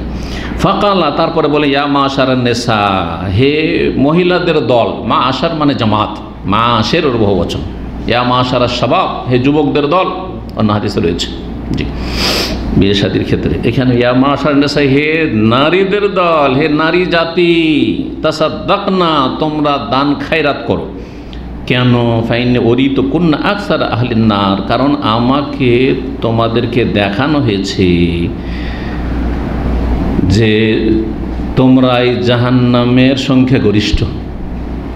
ফাইনে ওরি তো কুন্না, আমাকে দেখানো হয়েছে আকসার আহলিন নার, তোমাদেরকে জাহান্নামের সংখ্যাগরিষ্ঠ, জাহান্নামে পুরুষদের তুলনায় তোমরাই হচ্ছ মেজরিটি সংখ্যাগরিষ্ঠ। ফাকুলনা, তখন মহিলারা বলল, অবিমা ইয়া রাসূলুল্লাহ, এর কারণ কি? আমরা বেশি জাহান্নামী মানে? কারণ আমরা কি পুরুষদের তুলনায় ঈমান কম রাখি, আমল কম করি, কেন এই পার্থক্য কেন? কালা, কারণ আছে, কিছু ত্রুটি তোমাদের মধ্যে আছে, যেই ত্রুটি বা যেই দোষগুলি পুরুষদের মধ্যে নেই। যদিও অনেক পুরুষের মধ্যে মহিলাদের চাইতে অনেক বেশি দোষ আছে, কিন্তু সাধারণভাবে, জি, সেই দোষগুলি হচ্ছে তুকসিরনাল লান ওয়া তাকফুরনাল আশির, তোমাদের একটি খারাপ স্বভাব হচ্ছে তোমরা বেশি গালমন্দ করো, লান অভিশাপ দিয়ে থাকো। একটা বাচ্চা যে দুষ্টামি করে পালাচ্ছিল, হ্যাঁ, আর মা ধরতে যাচ্ছিল, আর আছাড় খেয়ে পড়ে গেল, তখন মহিলারা কি বলে? হ্যাঁ, শুনেছেন কোনোদিন? না শোনেন নাই? মর মর, ভালো হয়েছে, মা ভালো হয়েছে, হাত পাথর ভাঙলো না কেন? হ্যাঁ, তোর এরকমটা কেন হইল না? তুই আছিস বেঁচে, বলে না? আমি কিছুটা নকল করলাম, বিভিন্ন এলাকার বিভিন্ন ভাষা আছে, এই ধরনের ভাষাগুলি মহিলারা প্রয়োগ করে, কিন্তু বাপের সামনে যদি বাচ্চা এরকম পড়ে যায়, সাধারণত বাপ আবেগী না হইলে, আবার কিছু পুরুষ আছে মহিলাদের চাইতে বেশি আবেগী, কথা বলছেন? তো ওই পুরুষগুলো মহিলার চাইতে আবার খারাপ। তো বাপ এরকম কথা বলবে না যে মর মর, ভালো হয়েছে, শাস্তি হয়েছে, হ্যাঁ মজা লেগেছে, না না, এইসব কথা বলতে যাবে না। জি, পার্থক্য হলো না? একটুতি গালমন্দ করে, একটুতি। জি হ্যাঁ, জি, অনেক মহিলা আছে স্বামীকেও গাল দেয়, পরে কোনো স্বামী যে আমার মালিক, হ্যাঁ, স্বামীকে আল্লাহ নেতৃত্ব দিয়েছেন, সম্মান দিয়েছেন, যে কয়টা কথা স্বামী বলে তার চাইতে বেশিও বলে, যে তোমার চাইতে কম, তুমি 10টা বলে আমি 20টা বলবো, তুমি একটা বলে তোমাকে 2টা বলে জবাব দেবো, অতক্ষণ মুখ বন্ধ করে যতক্ষণ স্বামীর মুখ বন্ধ না হয়েছে। আছে না নেই? কত ভাইরা এসে কমপ্লেন করে যে সে খুবই খারাপ ভাষা, কি করবে, রাখা সম্ভব না, জঘন্য ভাষা গাল দেয় স্বামীকে, আউযুবিল্লাহ। কত মহিলা এরকম খারাপ আছে। পুরুষরাও অনেক সময় গালমন্দ করে। আজকাল সোশ্যাল মিডিয়া দেখছেন, এক শ্রেণীর বেয়াদবদেরকে গালমন্দই তাদের ধর্মকর্ম, তারা ধর্মই করে, আল্লাহর সান্নিধ্য লাভ করে মানুষকে গাল দিয়ে, আর কোরআন সুন্নাহ অনুসারে আলেম ওলামাকে গাল দিয়ে, জি, লাঞ্ছন করে, আল্লাহ এদের লাঞ্ছিত করুক। জি, তো মহিলাদের গালমন্দটা বেশি আবেগে মানুষ নিজেকে থামতে পারে না। আবেগী লোক হচ্ছে কীরকম, খড়ের আগুনের মতো, যে কোনো আবেগগুলো কেমন খড়ের আগুনের মতো, আর যার আবেগ যত কম সে তত বেশি কাঠের। আগুন, কয়লার আগুনের মতো কাঠ জ্বলতে আছে, 2 দিন 3 দিন জ্বলতে আছে, আগুন আছে। আর খড়ের আগুন 1 মিনিটের মধ্যে, 1 মিনিটও লাগবে না, জ্বললো, দাউ দাউ করে সাথে নিমিয়ে আর আগুন বুঝেই পাবেন না। এই সে আবেগীদের, তো আবেগীরা নিজেদেরও ক্ষতি করে। আবেগ দিয়ে যারা কাজ নেই, আর বাঙালি জাতি সবচেয়ে বেশি আবেগী। রাগ করবেন না, আমি একজন বাঙালি। বাঙালি জাতি হিসাবে সবচেয়ে বেশি আবেগী। জি, এদের আবেগ ধর্মের ক্ষেত্রে বিবেকের ওপর প্রাধান্য পেয়েছে, বিস্তার লাভ করেছে, যার ফলে এরা বিবেক দিয়ে চিন্তা করে না, দলিলের অনুসরণ চাইতে আবেগ দিয়ে বেশি কাজ দেয়। জি, যার ফলে গুমরাহির শিকার বেশি হয়। এক গর্ত থেকে উঠে আসে, আর এক গর্তে আছাড় খেয়ে পড়ে। একটু ধার্মিক হইলেই জঙ্গি মনোভাব তৈরি হয়ে যায়। আরে কিছু রাখবো না, একবার দুনিয়াকে উল্টা পাল্টা রেখে দেবো। এত বড় বড় ওলামায়ে কেরাম দুনিয়াতে চলে গেলেন, তারা কিছু করতে পারছে না, আর এরা মনে করছে আমরা রাতারাতি আজকে আমরা সব একবারে কি করব, দ্বিতীয় আফগানিস্তান বানিয়ে ফেলবো। বুঝতে পেরেছেন? এত সহজ নয়, এত সহজ নেই। ইসলামের দুশ্মনরা বসে আছে, ইয়াতারাব্বাসুনা বিকুমুদ দাওয়াইর, তারা ওঁত পেতে বসে আছে, কোন দিকে তোমাদের নড়াচড়া, কোন দিকে যাচ্ছ। যেমনই দেখবে যে আমাদের জন্য রিস্ক আছে, তেমনই উল্টে পাল্টে রেখে দেবে। বুঝতে পেরেছেন? এত সহজ মনে করিও না যত সহজ মনে করেছো, যে তোমাদেরকে ইসলামী স্টেট তুলে দিয়ে চলে গেল তোমাদের হাতে, যে তোমরা ইসলামী আইনের বাস্তবায়ন, সারা পৃথিবী থেকে ইসলামী আইনকে ধ্বংস করার তার রাত দিন চেষ্টা করছে ইহুদি নাসারা। আর তোমাদেরকে বলবে যে এখন তোমরা চোরের হাত কাটো, এখন তোমরা কেসাসের বাস্তবায়ন করো, এখন তোমরা কোরআনী শাসন করো, তোমাদের জন্য এই তোহফা দিয়ে গেলাম। এত সহজ মনে করছে, এত সহজ মনে করছে না। এখানে জাল পেতে রেখে, জাল বিছিয়ে রেখেছে মানুষ শয়তান, জিন শয়তান। চিন্তার বিষয় রয়েছে। এই জন্য এত তাড়াতাড়ি কোনো বিষয়ে আবেগী মন্তব্য করবেন না, চুপ থাকেন। ওয়ালা তাকফু মা লাইসা লাকা বিহি ইলম, আল্লাহ বলছে যে বিষয়ে তোমার সম্যক জ্ঞান নেই সেই বিষয়ে পিছে পড়িও না, কথা বলতে যেও না, চুপ থাকো, তাতেই নাজাত রয়েছে। নিরাপদ থাকলে চুপ থাকেন, দেখেন, এবং মনে এই জজবা অনুপ্রেরণ রাখেন যে ভালোর সাথে আমি আছি। যেদিন নিশ্চিত হয়ে যেতে পারবো যে সেটা ভালো, তো আমি আছি। আর যদি দেখি যেন মন্দ, এটা তো জাল পাতা ছিল দুশ্মনদের, তাহলে এই জালে আমি ফাঁসতে যাব না, জাল থেকে বেঁচে গেলাম। বুঝতে পারছেন না? আল্লাহ এই কথাগুলি বিবেক দিয়ে কোরআন শোনা আলোকে বুঝার জন্য তৌফিক দান করেন, এবং সমস্ত দিন দুনিয়ার ফিতনা থেকে আল্লাহ উম্মতে মুসলিমার হেফাজত করেন, বিশেষ করে বাংলা ভাষীদের হেফাজত করেন। আবেগীদেরকে আল্লাহ রাব্বুল আলামিন আবেগকে কন্ট্রোল রাখার তৌফিক দান করেন।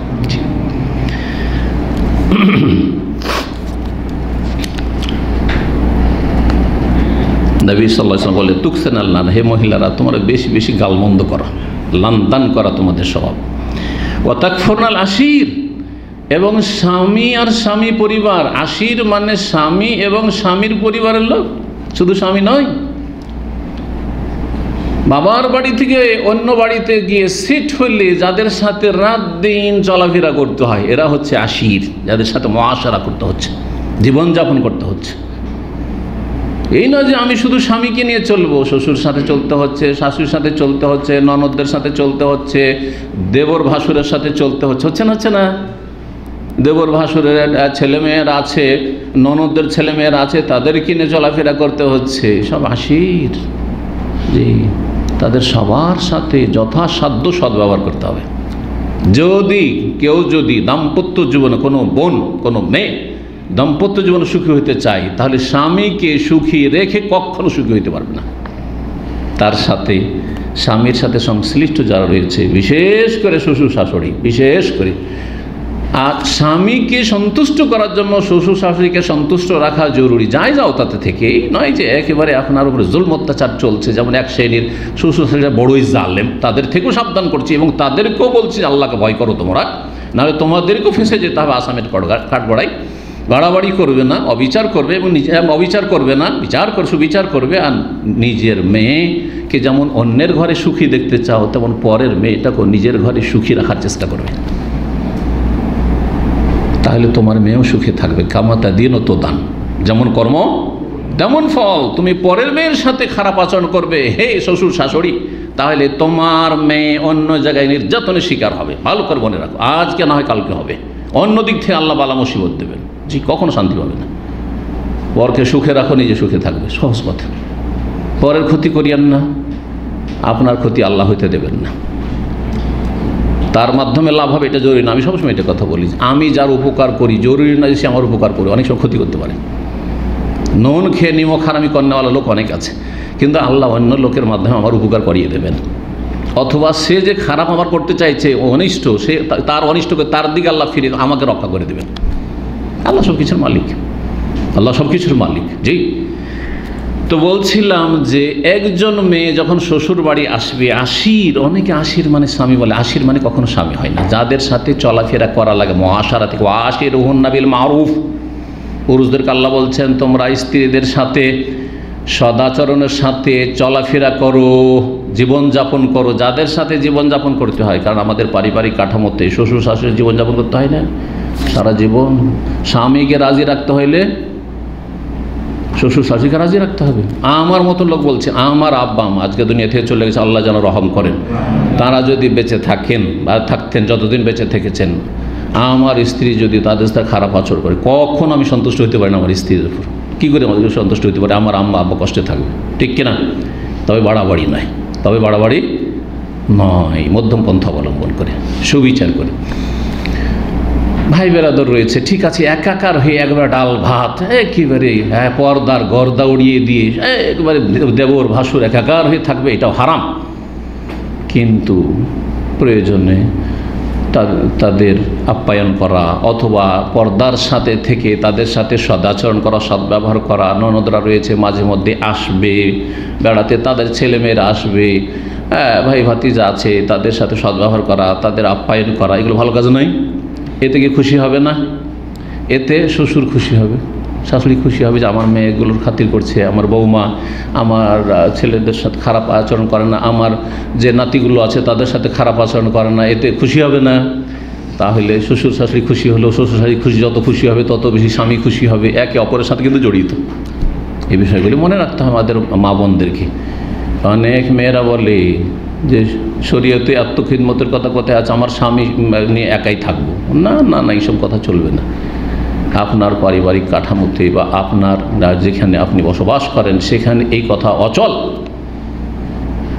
এক লোক, বড় দুঃখ লাগে, তার মেয়ের বয়স হয়ে যাচ্ছে, আমাকে কয়েকবার করে রিকোয়েস্ট করছে, শেখ একটা ভালো ছেলে দেখবেন, শিক্ষিত মেয়ে, দিনদার মেয়ে। ঠিক আছে, খুব ভালো কথা, ভালো ছেলে দেখার চেষ্টা করলে দেখলাম।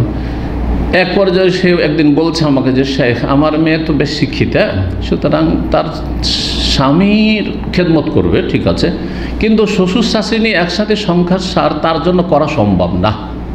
ইন্না লিল্লাহি ওয়া ইন্না ইলাইহি রাজিউন। তার শ্বশুর শাশুড়িকে নিয়ে সে সংসার করে আমার মেয়ে, এটা সম্ভব না। যদি মেয়ের বাবা এই কথা বলে তো তার মেয়ে কয় ধাপ এগিয়ে যেতে পারে, কথা বুঝতে পেরেছেন? তখন আমি বললাম যে না, এর জন্য জামাই খুঁজে পাওয়া যাবে না, কারণ এর জন্য জামাই খুঁজে দিলে উল্টো কী হবে? বিপদ হবে।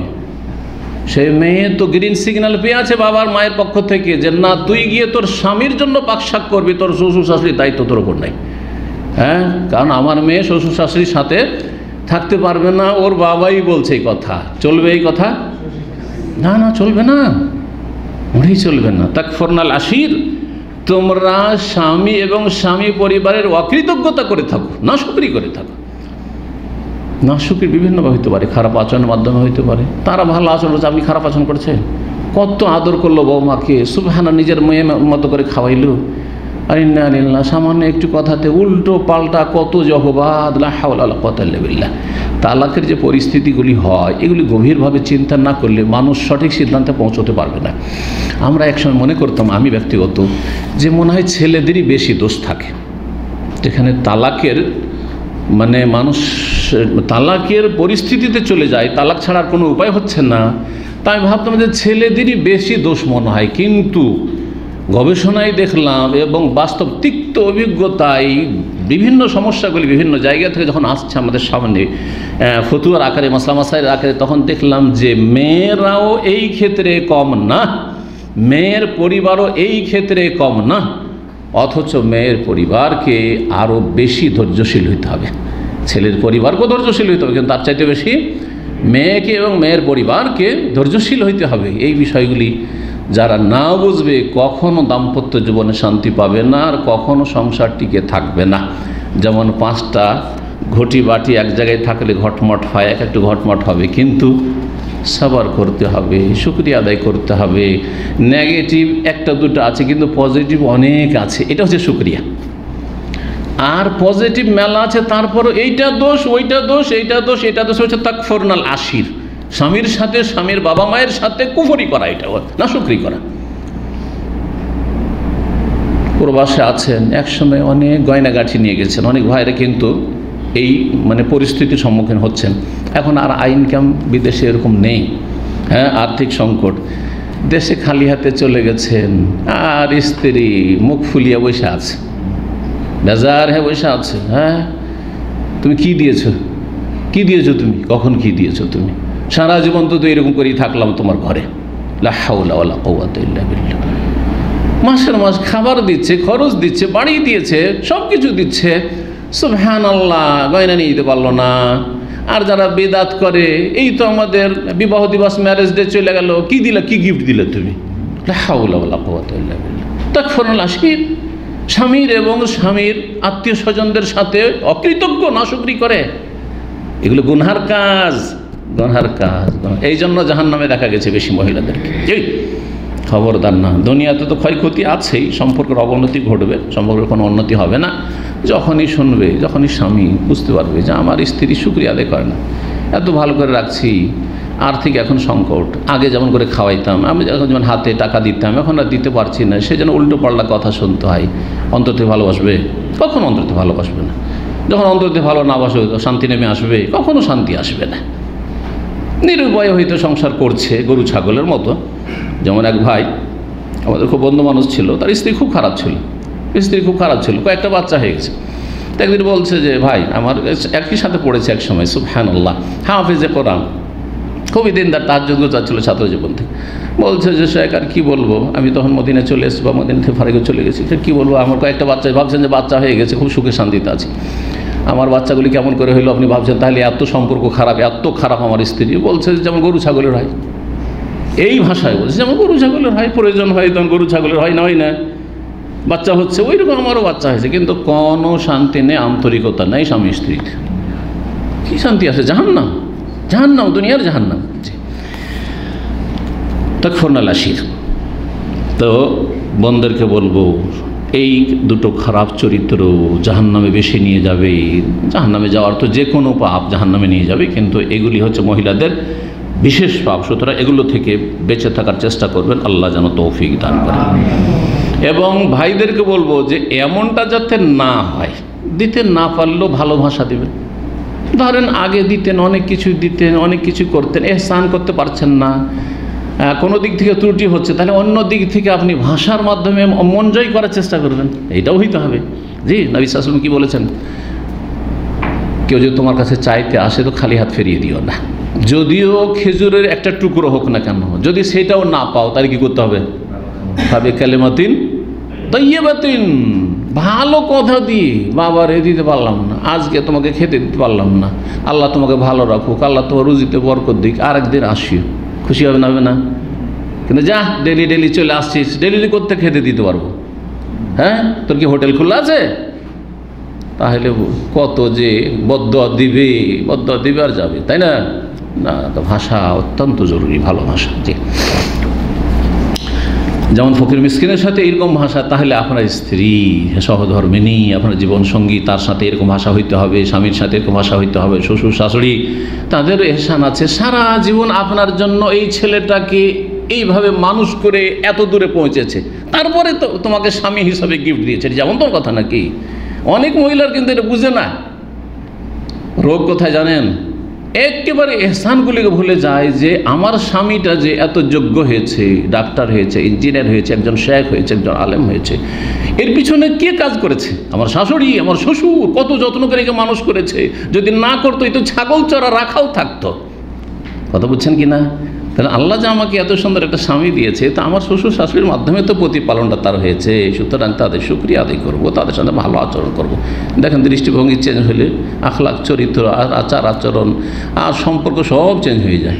জি, কিন্তু দৃষ্টিভঙ্গি অন্যরকম, সেটা হচ্ছে হ্যাঁ, আমার সাথে এখন বিয়ে হয়েছে, তুমি আমার কথা ছাড়া তোমার বাপ মাকে খরচ দিতে পারবে না, কি সব টাকা তোমার বাপকে দিয়ে দাও, তোমার মাকে দিয়ে দাও, তুমি এই করো সেই করো, হ্যাঁ তুমি কি করো, তোমার মতো মূর্খ কেউ আছে?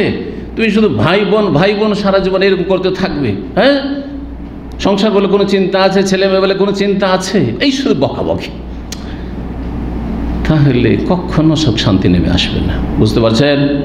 আল্লাহ যেন বুঝার তৌফিক দান করেন।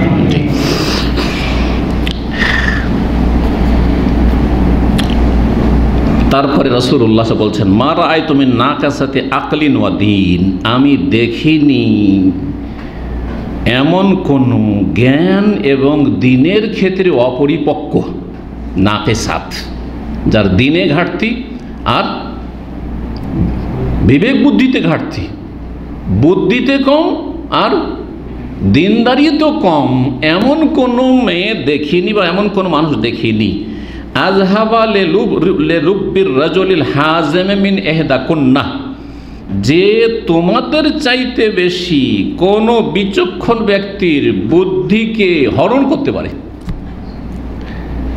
একদিকে অপরিপক্ক, দিনের ক্ষেত্রে অপরিপক্ক, অসম্পূর্ণ, এবং বিবেক বুদ্ধি তো অপরিপক্ক, বুদ্ধিও কম, দিন ধর্ম আর পরেশগারিও কম, কিন্তু বিচক্ষণ থেকে বিচক্ষণ, বড় বড় ভাইয়া বাবু, শুনেছেন এটা?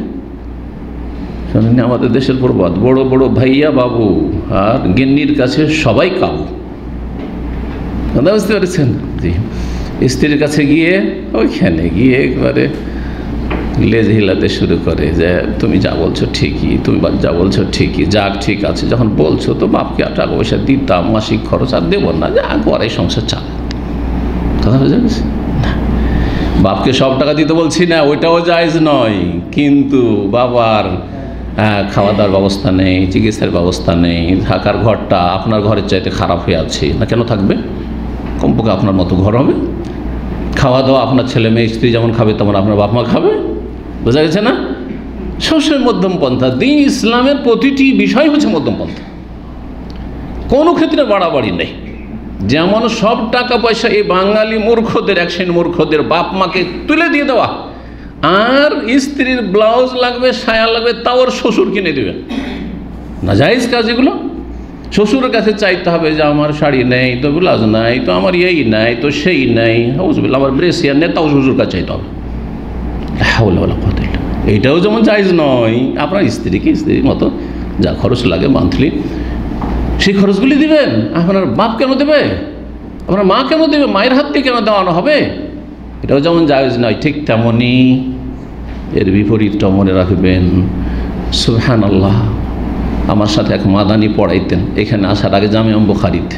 12 জন মাদানি ছিলাম, 45 জন শিক্ষক স্টাফের মধ্যে সালাফি ছিল অনেকে, মানে জামিয়া সালাফিতে ফারেক, আর সব হাদিস, তার মধ্যে 12 জন শুধু মাদানি। সেই একটা যুগে আমরা একসাথে 12 জন মাদানি শিক্ষকতা করেছি। তো একই বিল্ডিংয়ে আমরা কোয়ার্টারে থাকতাম, ফ্যামিলি নিয়ে, আমি নিচে থাকতাম, সে উপরে থাকতো। জাযাকাল্লাহ খায়ের, খুব ভালো মানুষ, আমার চাইতে বয়সে সিনিয়র, মদিনা থেকে আমার আগে বাস করেছে।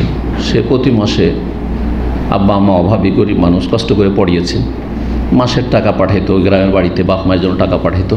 যখনই বেতনটা আসতো আর টাকা পাঠাইতো, তখনই কয়েকদিন স্বামী স্ত্রীতে ঝগড়া চলতো, কয়েকদিন ঝগড়া চলতো। স্ত্রী স্বামী ওর সাথে কথা বলে না, দ্বন্দ্ব।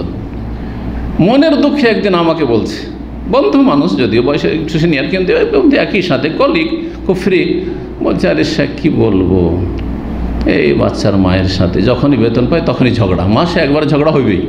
বলছি কেন? আমাদের তো জীবন আলহামদুলিল্লাহ হয় না, কোনোদিন জিজ্ঞাসা করে না যে টাকা কতটি আছে আর কাকে কতটি দিলাম, এই অধিকার কিসের? খেতে পেলেই হইল, কাপড় পেলেই হইল, আর বাসস্থান দিলেই হলো, তার হক আদায় করলো। আমার কি আছে না আছে সেটা জানার তার কোনো অধিকার নেই। বলছে যে আমি যদি এরকম বলতাম তাহলে আমাকে বাড়িতে বেরোতে হবে। আলহামদুলিল্লাহ, আলহামদুলিল্লাহ, এই যে পারিবারিক শান্তি, এটা আল্লাহর বড় নিয়ামত। অনেক ভালো ভালো ঘরে, আলেমদের ঘরে অশান্তি রয়েছে এরকম। আপনি ভাববেন না যে আপনার ঘরে শুধু এরকম হচ্ছে, কিছু খারাপ মেয়ে আছে ঝগড়া করতো। কেন? সব টাকা পয়সা, এই বেতনে তুমি সংসার চালানো মুশকিল, হয়তো সব টাকা পয়সা তুমি বাপ মাকে দিয়ে দিচ্ছ, এই করছো সেই করছো, অথচ মাসে কয়েকশোটা টাকা, সেই যুগে আজকে থেকে 24 বছর আগে মাত্র কয়েকশোটা টাকা দিতে হয়তো মাসে, তাতেই এরকম ঝগড়া হইত। চিন্তা করেন আপনি, এতে শান্তি আছে? না না, খবরদার না, কখনো বাধা দেবেন না। তো বড় বড় জ্ঞানী মানুষ, তিনি আল্লাহ ভীরু ছিলেন মাশাআল্লাহ, আর এলেমওয়ালা মানুষ ছিলেন, সেই জন্য স্ত্রীর কাছে ঝুঁকেননি। মাসের মাস যতই ঝগড়া করার, যতই কিছু বল, আমি আমার বাপকে টাকা দিতে থাকবো, মাকে টাকা দিতে থাকবো, বুঝতে পারছেন না? কিন্তু অনেক আছে ঝুঁকে যায়, অনেক বাবুরা আছে স্ত্রীর কাছে গিয়ে কাবু হয়ে যাচ্ছে, বুঝতে পেরেছেন? এই কথাই এই হাদিসে বলা হয়েছে, এই প্রবাদটাই যেন এই হাদিসে রয়েছে, বা এই প্রবাদটাই হাদিস থেকে নেওয়া হয়েছে রাসূলুল্লাহ সাল্লাল্লাহু আলাইহি ওয়াসাল্লাম। তোমাদের চাইতে বেশি জ্ঞানের ক্ষেত্রে এবং দিনের ক্ষেত্রে অপরিপক্ক কিন্তু বিচক্ষণ পুরুষের বুদ্ধি হরণ করাই বেশি শক্তিশালী আর কাউকে দেখলাম না। তোমরা সবচেয়ে বেশি পারদর্শী পটু, বিচক্ষণ থেকে বিচক্ষণ ব্যক্তির বিবেক বুদ্ধি হরণ করতে, অথচ তোমরা জ্ঞানের দিক থেকে আর ধর্মের দিক থেকে অপরিপক্ক হয়েও তোমাদের এত জোর, তাহলে পরিপক্ক হইলে যে তোমাদের কত জোর থাকতো, বুঝছেন? জি, লম্বা সেন্টেন্স, লম্বা জুমলা হাদিসটির, সুন্দর করে এই জন্য এর ব্যাখ্যা করলাম। তো মহিলাদের এটি হচ্ছে প্রাকৃতিক অবস্থা। জি, বুদ্ধি কম, ধার্মিকতা কম তুলনামূলক, কিন্তু এরা জ্ঞানী থেকে জ্ঞানী মানুষের বিবেককে নিজের আয়ত্ত করে নেয়। হ্যাঁ, স্ত্রীর কথা ছাড়া এক পা উঠাই না। স্ত্রী যদি উঠে, বসে, দেয়, দিও না, দেবে না, না না না, মোটেই না। কখন স্ত্রীর মুঠে আসবেন না, স্ত্রীর পরামর্শ নেবেন। ভালো কথা শোনা, খালি স্ত্রীর পরামর্শকে উপেক্ষা করবেন, এটাও ভালো কথা। নবী সাল্লাল্লাহু আলাইহি ওয়াসাল্লাম সালমা রাদিয়াল্লাহু তাআলার কাছে হুদাইবিয়ার সন্ধির পরামর্শ নিয়েছেন। হ্যাঁ, পরামর্শ নেওয়া ভালো, কিন্তু সিদ্ধান্ত আপনার। পরামর্শ আর সিদ্ধান্ত দুটো তো পার্থক্য, বুঝেন তো? কারার চূড়ান্ত ফয়সালা আপনার, আমার হবে। আর পরামর্শ আমার স্ত্রী নেব, আমার ছেলেদের নিতে পারি, মেয়েদের নিতে পারি, আমি বন্ধু বান্ধবের নিতে পারি, কিন্তু আমার ব্যক্তি মতকে প্রাধান্য দেব সেই পরামর্শগুলি সামনে রেখে, যে তাদের পরামর্শগুলি যদি সুচিন্তিত হয় আর সেটা যদি আমার কাছে পছন্দনীয় হয়, তাহলে আমার জেহেনে এই কথাটি ছিল না, ব্রেনে আসলো একজনের মাধ্যমে, আলহামদুলিল্লাহ, জাযাকাল্লাহ খাইর, নিলাম, ওটাই নিলাম, কিন্তু সিদ্ধান্ত আপনার হবে। জি, কুলনা, মহিলারা বলল, ওমা নুকসানু দীনিনা। এখন প্রশ্ন উঠছে, আমাদের ধর্মে কমতি, দিনের ক্ষেত্রে আমরা অপরিপক্ক, এটা আবার কেমন? ও আকলে না, এবং আমাদের বিবেক বুদ্ধির ক্ষেত্রে আমরা অপরিপক্ক, জ্ঞান বুদ্ধিও আমাদের কম মহিলা জাতি হিসাবে, মহিলা ব্যক্তি হিসাবে নয়, একটা জাতি হিসাবে আর ব্যক্তি হিসাবে, অর্থাৎ পুরুষদেরকে এই দিকে রাখেন আর মহিলাদেরকে এই দিকে রাখেন। মহিলার বিবেক বুদ্ধি বেশি না পুরুষের বিবেক বুদ্ধি বেশি? পুরুষের, সমষ্টিগতভাবে। কিন্তু ব্যক্তি হিসাবে অনেক মহিলা আছে, অনেক পুরুষ যে নির্বোধ পুরুষ, হ্যাঁ, আর যাদের বুদ্ধি, জ্ঞান বুদ্ধি কম, তাদের চাইতে অনেক বেশি বুদ্ধিমান, অনেক বেশি বিচক্ষণ আছে, জাগেছে না? আছে। এই জন্য কোনো মহিলারা নারাজ হবেন না যে আমাদেরকে ঢালা হারে কী করা হয়েছে, ঢালাওভাবে আমাদের বলা হয়েছে তোমাদের জ্ঞান বুদ্ধি কম, তোমাদের ধর্ম কম। অনেক মহিলা আছে অনেক পুরুষের চাইতে দিনদার, ধার্মিক বেশি, জ্ঞান বুদ্ধির ক্ষেত্রেও মাশাআল্লাহ স্বামীর চাইতে অনেক বেশি বুঝে, তার স্বামীর চাইতে বেশি বুঝে, কিন্তু সবার স্বামীর চাইতে বেশি বুঝে না। এই জন্য মহিলাদের ক্ষেত্রে নবী সাল্লাল্লাহু আলাইহি ওয়াসাল্লাম বলেছে, কামলা মিনার রিজালি কাসীর, পুরুষদের মধ্যে অনেকেই পূর্ণতা লাভ করেছে, ওয়ালাম ইয়াকমুল মিনান নিসা, আর মহিলা জাতি, নারী জাতির মধ্যে পূর্ণতা লাভ করেনি মাত্র কয়েকজন মহিলা ছাড়া। হাদিস সহিহ বুখারী, সহিহ মুসলিমের এগুলো হাদিস, সেই হাদিস। কি কে কয়েকজন মহিলার কথা বলেছেন যারা পূর্ণতা লাভ করেছে দিনের ক্ষেত্রে, তাকওয়ার ক্ষেত্রে, জ্ঞান বুদ্ধির ক্ষেত্রে। হ্যাঁ, মারিয়াম বিনতে ইমরান, ঈসা আলাইহিস সালাম, আসিয়া ইমরাতে ফিরাউন রাজা, রাজত্ব ছেড়ে দিয়ে এত কষ্ট করা, জুলম অত্যাচার বরদাস্ত করা, তবুও লা ইলাহা ইল্লাল্লাহ না ছাড়া কত তাহলে বুদ্ধিমত্তা ছিলেন তিনি, যে আমি দুনিয়ার রাজত্ব, দুনিয়ার সুখ শান্তি আর রাজার স্ত্রী হয়ে থাকতে চাই না, আমি জান্নাতে যেতে চাই। জি, মারিয়াম আলাইহিস সালাম। আর দুজন হয়ে গেল, আর খাদিজা রাদিয়াল্লাহু তাআলা আনহা, এইরকম আয়েশা রাদিয়াল্লাহু আনহা, জি ফাতেমা বলা যেতে পারে, জি হ্যাঁ, এইরকম অনেক সাহাবিয়াতরা তারপরে, কিন্তু সবাই নাই আর সব যুগে ও নাই। জি, তার মানে এই নয় যে এই যুগে অনেক পুরুষের চাইতে অনেক মহিলা দিনদার বেশি নেই, এমন কথা নেই। অনেক মহিলা আছে অনেক পুরুষের চাইতে দিনদার। জি।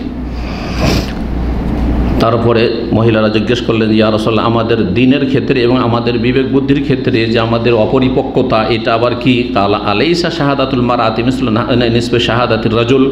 আচ্ছা, কোরআনের আলোকে একজন পুরুষের সাক্ষীর অর্ধেক একজন মহিলার সাক্ষী নয় কি? তার মানে একজন পুরুষের সাক্ষীর সমান হইতে হইলে দুইজন মহিলার সাক্ষী হইতে হবে। সূরা বাকারা আল্লাহ রাব্বুল যেখানে এই সাক্ষীর কথা আলোচনা এখানে বলেছেন। জি। বলনা বলা, তখন বলবেন হ্যাঁ, তা তো শরীয়তের বিধান জানা আছে, কোরআনের বিধান, অবশ্যই আত্মসমর্পণ করতে হবে। কেন? এটা অনেক অমুসলিমরা এর উপরে এতরাজ করে, আপত্তি তুলে, এটা কেমন, এটা বৈষম্য, হ্যাঁ নারীদের সাথে করা হয়েছে, অবিচার করা হয়েছে ইসলামে। না না না, আল্লাহ আলমান, এই ক্ষেত্রে সূরা মুলকের আয়াত পড়ে শোনাবেন, আল্লাহ আলমান খালাকা ওয়া হুয়াল লাতিফুল খাবীর। তিনি স্রষ্টা, যিনি সৃষ্টি করেছে তিনি বেশি জানেন না? তোমরা বেশি জানো? আল্লাহ সৃষ্টি করেছেন নর, আল্লাহ সৃষ্টি করেছেন নারী। একজন নর একজন পুরুষ কতটা একটা বিষয়কে উপলব্ধি করতে পারে সাক্ষী দেওয়ার জন্য, আর আরেকজন মহিলা কতটা পারে আল্লাহ বেশি জানেন না? সমষ্টিগতভাবে হতে পারে এখানে যে একটা পুরুষ সাক্ষীতে এসছে আর আরেকজন মহিলা, তো ব্যক্তি পর্যায়ে এই মহিলা এই পুরুষের চাইতে বেশি বুদ্ধিমান, হ্যাঁ সেটা হইতে পারে, কিন্তু সমষ্টিগত দিনের বিধিবিধান কিসের ভিত্তিতে? সমষ্টিগত বিষয়ের ভিত্তিতে। এই নয় যে ব্যক্তি পর্যায়ে এই মহিলা এই পুরুষের চাইতে বেশি বুদ্ধিমান, বেশি শিক্ষিত, সুতরাং এই মহিলা একজন আর এইরকম যে বুদ্ধিতে কম, এই দুইজন পুরুষ লাগবে, না না, এইরকম চলবে না। শরীয়তের বিধান একই রকম। বললেন সাহাবিয়াত মহিলারা, বলা হ্যাঁ অবশ্যই, তা তো ঠিকই শরীয়তের বিধান। কালা ফাযালিকা মিন নুকসানি আকলিহা, এইটাই হচ্ছে মহিলার বা নারী জাতির বিবেক বুদ্ধির অপরিপক্কতা, ঘাটতি, যে দুইজন মহিলা হলে একজন পুরুষের সমান হবে সাক্ষীতে। তারপরে দিনের ক্ষেত্রে ঘাটতি বলছে, আলাইসা ইযা হাযাত লাম তুসাল্লি ওয়া লাম তাসুম, যখন মাসিক ঋতু আসে মহিলার, তখন সালাতও পড়তে পারে না আর সিয়াম রোজাও রাখতে পারে না। তো এই কয়দিন যে সালাত পড়তে পারলো না, পুরুষরা সবসময় সালাত পড়তে পারে, পার্থক্য হয়ে গেল না দিনের ক্ষেত্রে? হ্যাঁ, রমজান মাসে প্রতি রমজানে 8টা 10টা রোজা মহিলার ছুটছে, কোনো পুরুষের ছুটছে? হ্যাঁ, কিন্তু মহিলার চাইতে যারা একেবারে নিচে নেমে গেছে, অধম, তাদের কাপড় সবসময় খারাপ থাকে। এক শ্রেণীর পুরুষ আছে যাদের কাপড় সব সময় খারাপ থাকে, মহিলাদের তো মাসে 2-4-8 দিন খারাপ থাকে, কিন্তু বেনামাজিদের কাপড় সারা বছর খারাপ থাকে। বেনামাজি কুটুম যদি আপনার বাড়িতে আসে, হ্যাঁ পানির ঘটি এগিয়ে দেবেন। আমরা ছোটোকালে, আমার আব্বা তো খুব শক্ত মানুষ ছিলেন নামাজে, আমাদের আজানের আগে মসজিদে দেখতে হবে, আমি অত শক্ত হইতে পারিনি। আজানের পরে বাচ্চারা যাচ্ছে, জামাতে যাচ্ছে, ঠিক যথেষ্ট, কিন্তু আমার আব্বা এত শক্ত, আজানের আগে মসজিদে, আজান হয়ে গেছে বাড়িতে, কেন? মার খেতে হয়েছে। এইরকম একবারে আর্মি শাসন। তো আল্লাহ যেন মাফ করে দেন এবং আল্লাহ যেন জান্নাতে উচ্চ স্থান দান করে। নামাজের ভালোবাসা ছিল, এই ভালোবাসাই প্রমাণ করে এই বিষয়গুলি। তো কি বলছিলাম? হ্যাঁ, কুটুম আসতো। আমার এক মনে পড়ছে, এই ঘটনাটা মনে পড়ছে, অনেকবারই হয়েছে। আমার এক চাচাতো মামা, চাচাতো মামার বংশের, তাদের বড় বড় গরু ছিল এক সময়, বড় বড় গরু, একবারে পশ্চিমা গরু বলা হয়তো সেগুলো, এবারে উঁচা উঁচায় হাতে এরকম করে গরুগুলো ধরতে হবে।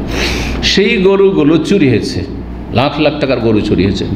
আমরা বর্ডার এলাকায় বাস করতাম, তো একবারে শেষ গ্রামের বাড়িটা। তো গরু চুরি হয়ে বাংলাদেশ পার করে দিলে কাজ হয়ে গেল চোরদের। আর বাংলাদেশ চাঁপাইনবাবগঞ্জের সামনে, আমরা চাঁপাইনবাবগঞ্জ ওই দিকে ঢুকিয়ে দিলে বাস, আর গরু পাওয়া যাবে না। গরু নিয়ে জানা আছে যে গরু অমুক গ্রামে রাখা আছে, অমুক গ্রামে, আজকে থেকে 30-40 বছর 45 বছর আগের ঘটনা বলছি, তখন ছোট আমরা, গরু অমুক গ্রামে আছে, গ্রামটার নামও মনে আছে কিন্তু বলবো না। তো অমুক গ্রাম, ওইটা চোরের গ্রাম ছিল চাঁপাইনবাবগঞ্জে, আমাদের বাড়ির সামনে, বর্ডারের সামনে অমুক গ্রাম আছে। আচ্ছা, কিছু চোর ইন্ডিয়ান, কিছু চোর বাংলাদেশ। ইন্ডিয়ান চোরগুলি বের করে দিচ্ছে কার বাড়ি কী অবস্থায় আছে, কোথায় তার গোয়াল ঘর আছে, এগুলো সব জানে ইন্ডিয়ান চোরগুলি। এরা বের করে দিয়ে দিল, যা তোরা আপনি, আর ভাগাভাগি, তারপর টাকা পয়সা। এই ছিল চুরি ব্যবসা। ব্লাঙ্ক চললে চুরিটা একটু কম হতো গরু চোরা, আর ব্লাঙ্ক যখন বন্ধ হয়ে যেত তখন পেটে টান পড়তো, তখন চুরি করা শুরু করত। আর কিছু চোর ছিল পেশাগত, তো একবার চুরি করে তাদের বলদ নিয়ে গেছে, সে বাংলাদেশ গিয়েছে, তখন তো বর্ডার খোলা ছিল, আর তারপরে গিয়েছে চুক্তি করে এসছে। ধরেন 1 লাখ টাকার যদি গরু হয় 50,000 60,000 দিয়ে আবার ওই গরু চোরদের কাছ থেকে কিনে নিয়ে আসতো দালালের মাধ্যমে। চোররা তো ডাইরেক্ট দেখা করবে না, দালালকে 60,000 টাকা দিয়ে দেন, 1 লাখ টাকার গরু যাক 40,000 টাকা তো বাঁচলো, ওই গরুগুলো আবার ঘুরিয়ে নিয়ে আসতো। ওই কাজে গিয়েছিল, এসে পৌঁছেছে ঠিক আসরের সময়। আমার আব্বা বলছে যে এই পানি দাও, পানি দিতে যাচ্ছি, তখন বলছে মামা আমি তো নামাজ পড়ি না, আমি তো নামাজ পড়ি না, আমাকে তো বলে দিল ছোটো ছেলে যে আমি তো নামাজ পড়বো না। তো আমার আব্বা বলছে কী ব্যাপার, পানি ঘুরিয়ে নিয়ে চলে আসলাম। আমরা বলছে কি পানি দাওনি, তাহলে পানি দিতে গেছে, বলছে যে নামাজ পড়বো না। তখন আমার আব্বা এসেকে বলছে চলো নামাজ পড়তে চলো, একটু ছোটো সালা, চাস্ত সালা গ্রামের, তো বলছে চলো নামাজ পড়তে চলো। বলছে আমার কাপড় খারাপ আছে, আমার কাপড় খারাপ আছে। তা আমাদের দেশের পুরুষদের সারা বছর কাপড় খারাপ থাকে যারা নামাজ পড়ে না।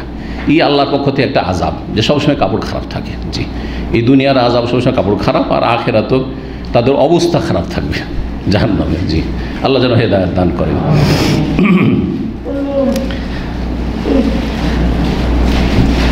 কথা লম্বা হয়ে যাচ্ছে, তো হাদিস কি বলছিলাম, এই ছিল হাদিস শেষ হয়ে গেল। এখানে হাদিস অধ্যায়ের সাথে কি সম্পর্ক, বাবু তারকিল হায়েজ সব, ঋতুবতী মহিলা রোজা ছেড়ে দিবে, সিয়াম ছেড়ে দিবে, এই যে শেষ অংশটুকু। আচ্ছা, ঋতুবতী অবস্থায় সালাত পড়তে পারে না এবং সিয়াম রাখতে পারে না, সালাতগুলি কাজা করতে হবে নাকি? মাসিক অবস্থায় যে নামাজ ছুটে যাবে সেগুলি মাফ, আর সিয়াম রোজা ছুটে যাবে, ফরজ রোজা যদি হয় তাহলে কাজা করতে হবে, মনে রাখবেন। 7 নম্বর অধ্যায় বাবুন, এই অধ্যায় হচ্ছে তাকদিল হাইজুল মানাসিকা কুল্লাহা ইল্লা তাওয়াফ বিল বাইত। ঋতুবতী মহিলা হজের সমস্ত কার্যাবলী সম্পাদন করবে, একমাত্র বাইতুল্লাহর তওয়াফ করবে না, বাইতুল্লাহর তওয়াফ করবে না। কারো যদি বাইতুল্লাহর তওয়াফ করা থাকে আর তারপরে মাসিক ঋতু চলে এসছে, ধরেন তওয়াফ করা হয়, তওয়াফে ইফাজা 10 তারিখে করা হয়েছে, অথবা উমরায় গেছে তওয়াফটা করা হয়েছে, তওয়াফ করা হয়েছে আর তারপরে মাসিক চলে এসছে, তাহলে তাড়াতাড়ি করে হারাম থেকে বেরিয়ে যাবে, অথবা হারাম থেকে বেরিয়ে সাফার দিকে চলে গেছে, এখন সাফাতে পৌঁছে গেছে, মাসিক এসছে, কি করতে বলবেন? এরকম মাসলা আসতে পারে না আপনাদের কাছে? এই ফতোয়া জেনে নেন তাহলে। হ্যাঁ, সাই কমপ্লিট করবে, কারণ সাফা মারোয়া যদিও মসজিদ হারামের সাথে লেগে আছে, সেটা মসজিদ হারামের অংশ নয়, সেটা মসজিদ হারামের অংশ নয়।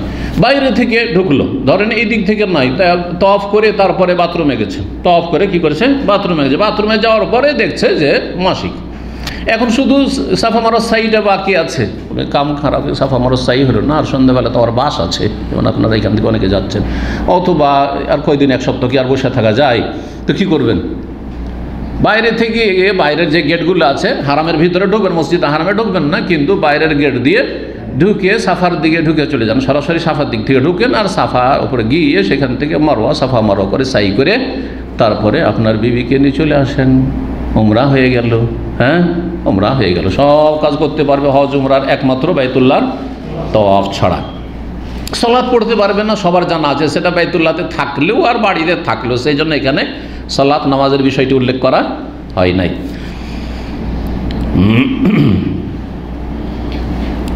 ওয়াকালা ইব্রাহিম নখঈ রহমতুল্লাহ বলছেন, লা বাস আন তাকরাল আয়া, অথবা ইব্রাহিম তৈমি হবেন, কোনো আপত্তি নেই যদি ঋতুবতী মহিলা একটি আয়াত পড়ে।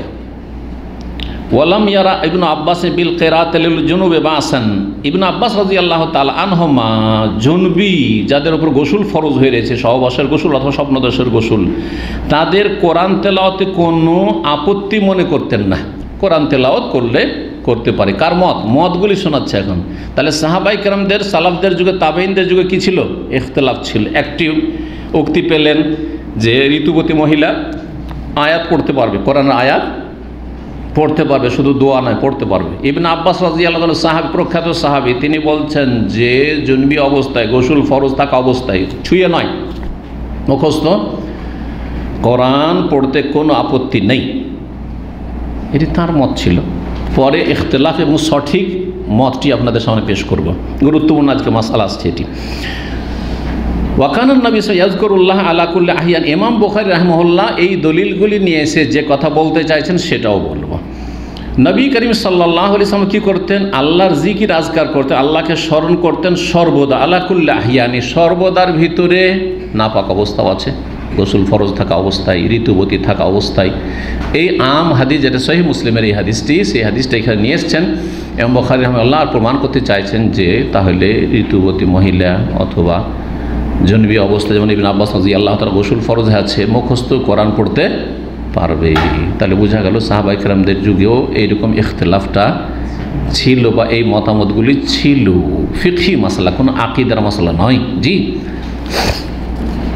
ওয়াকালাত উম্মে আতিয়া রাদিয়াল্লাহু তাআলা আনহা বলছেন, কুন্না নুমারু, আমরা আদিষ্ট হইতাম, আমাদেরকে নির্দেশ প্রদান করা হতো কি, আই ইয়াখরুজাল হাইয়াযু, ঋতুবতী মহিলারা যাতে করে বেরিয়ে যায় ঈদগাহে।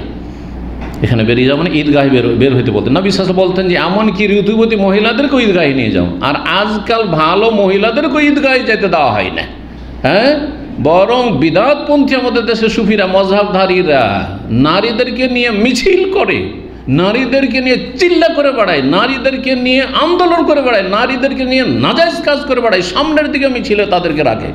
কিন্তু যেখানে রাসূলুল্লাহ সাল্লাল্লাহু আলাইহি ওয়াসাল্লাম নির্দেশ দিয়েছেন সেখানে গেলে কি হবে? ফিতনা, ঈদগাহে গেলে ফিতনা হবে, মসজিদে গেলে ফিতনা হবে।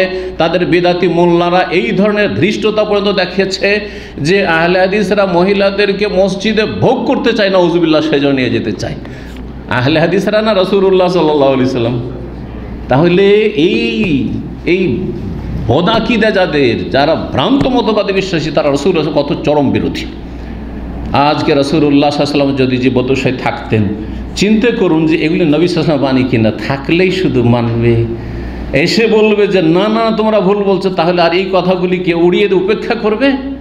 যে ঋতুবতী মহিলারা পর্যন্ত নির্দেশ দিতেন যাতে করে তারা ঈদগাহে যায়। ফায়ুকাব্বিরনা, তারা তো সালাত পড়বে না, ঈদ পড়তে পারবে না, তাহলে কেন যাবে ঈদগাহে? বলছেন ফায়ুকাব্বিরনা বিতাকবীরিহিম, অন্যান্য পুরুষদের সাথে তারাও তাকবীর পাঠ করবে, আল্লাহু আকবার, আল্লাহু আকবার, লা ইলাহা ইল্লাল্লাহ, আল্লাহু আকবার, আল্লাহু আকবার, ওয়ালিল্লাহিল হামদ, তাকবীর পাঠ করবে।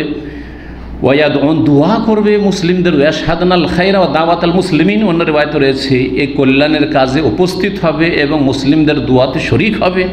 দোয়া মানে সম্মিলিত মোনাজাত নয়, শুধু দোয়া করছেন খতিব, দোয়া করছেন সবাই, আমিও দোয়া করব, সবাই ঈদগাহে গিয়ে আল্লাহর কাছে দোয়া করছে, আমিও দোয়া করব, যদিও রীতি অবস্থায়। এই জন্য মহিলারা যাবে, সর্বস্তরের মহিলারা যাবে। জি, এটি হচ্ছে সালাফদের আদর্শ, এটি হচ্ছে রাসূলুল্লাহ সাল্লাল্লাহু আলাইহি ওয়াসাল্লামের হুকুম।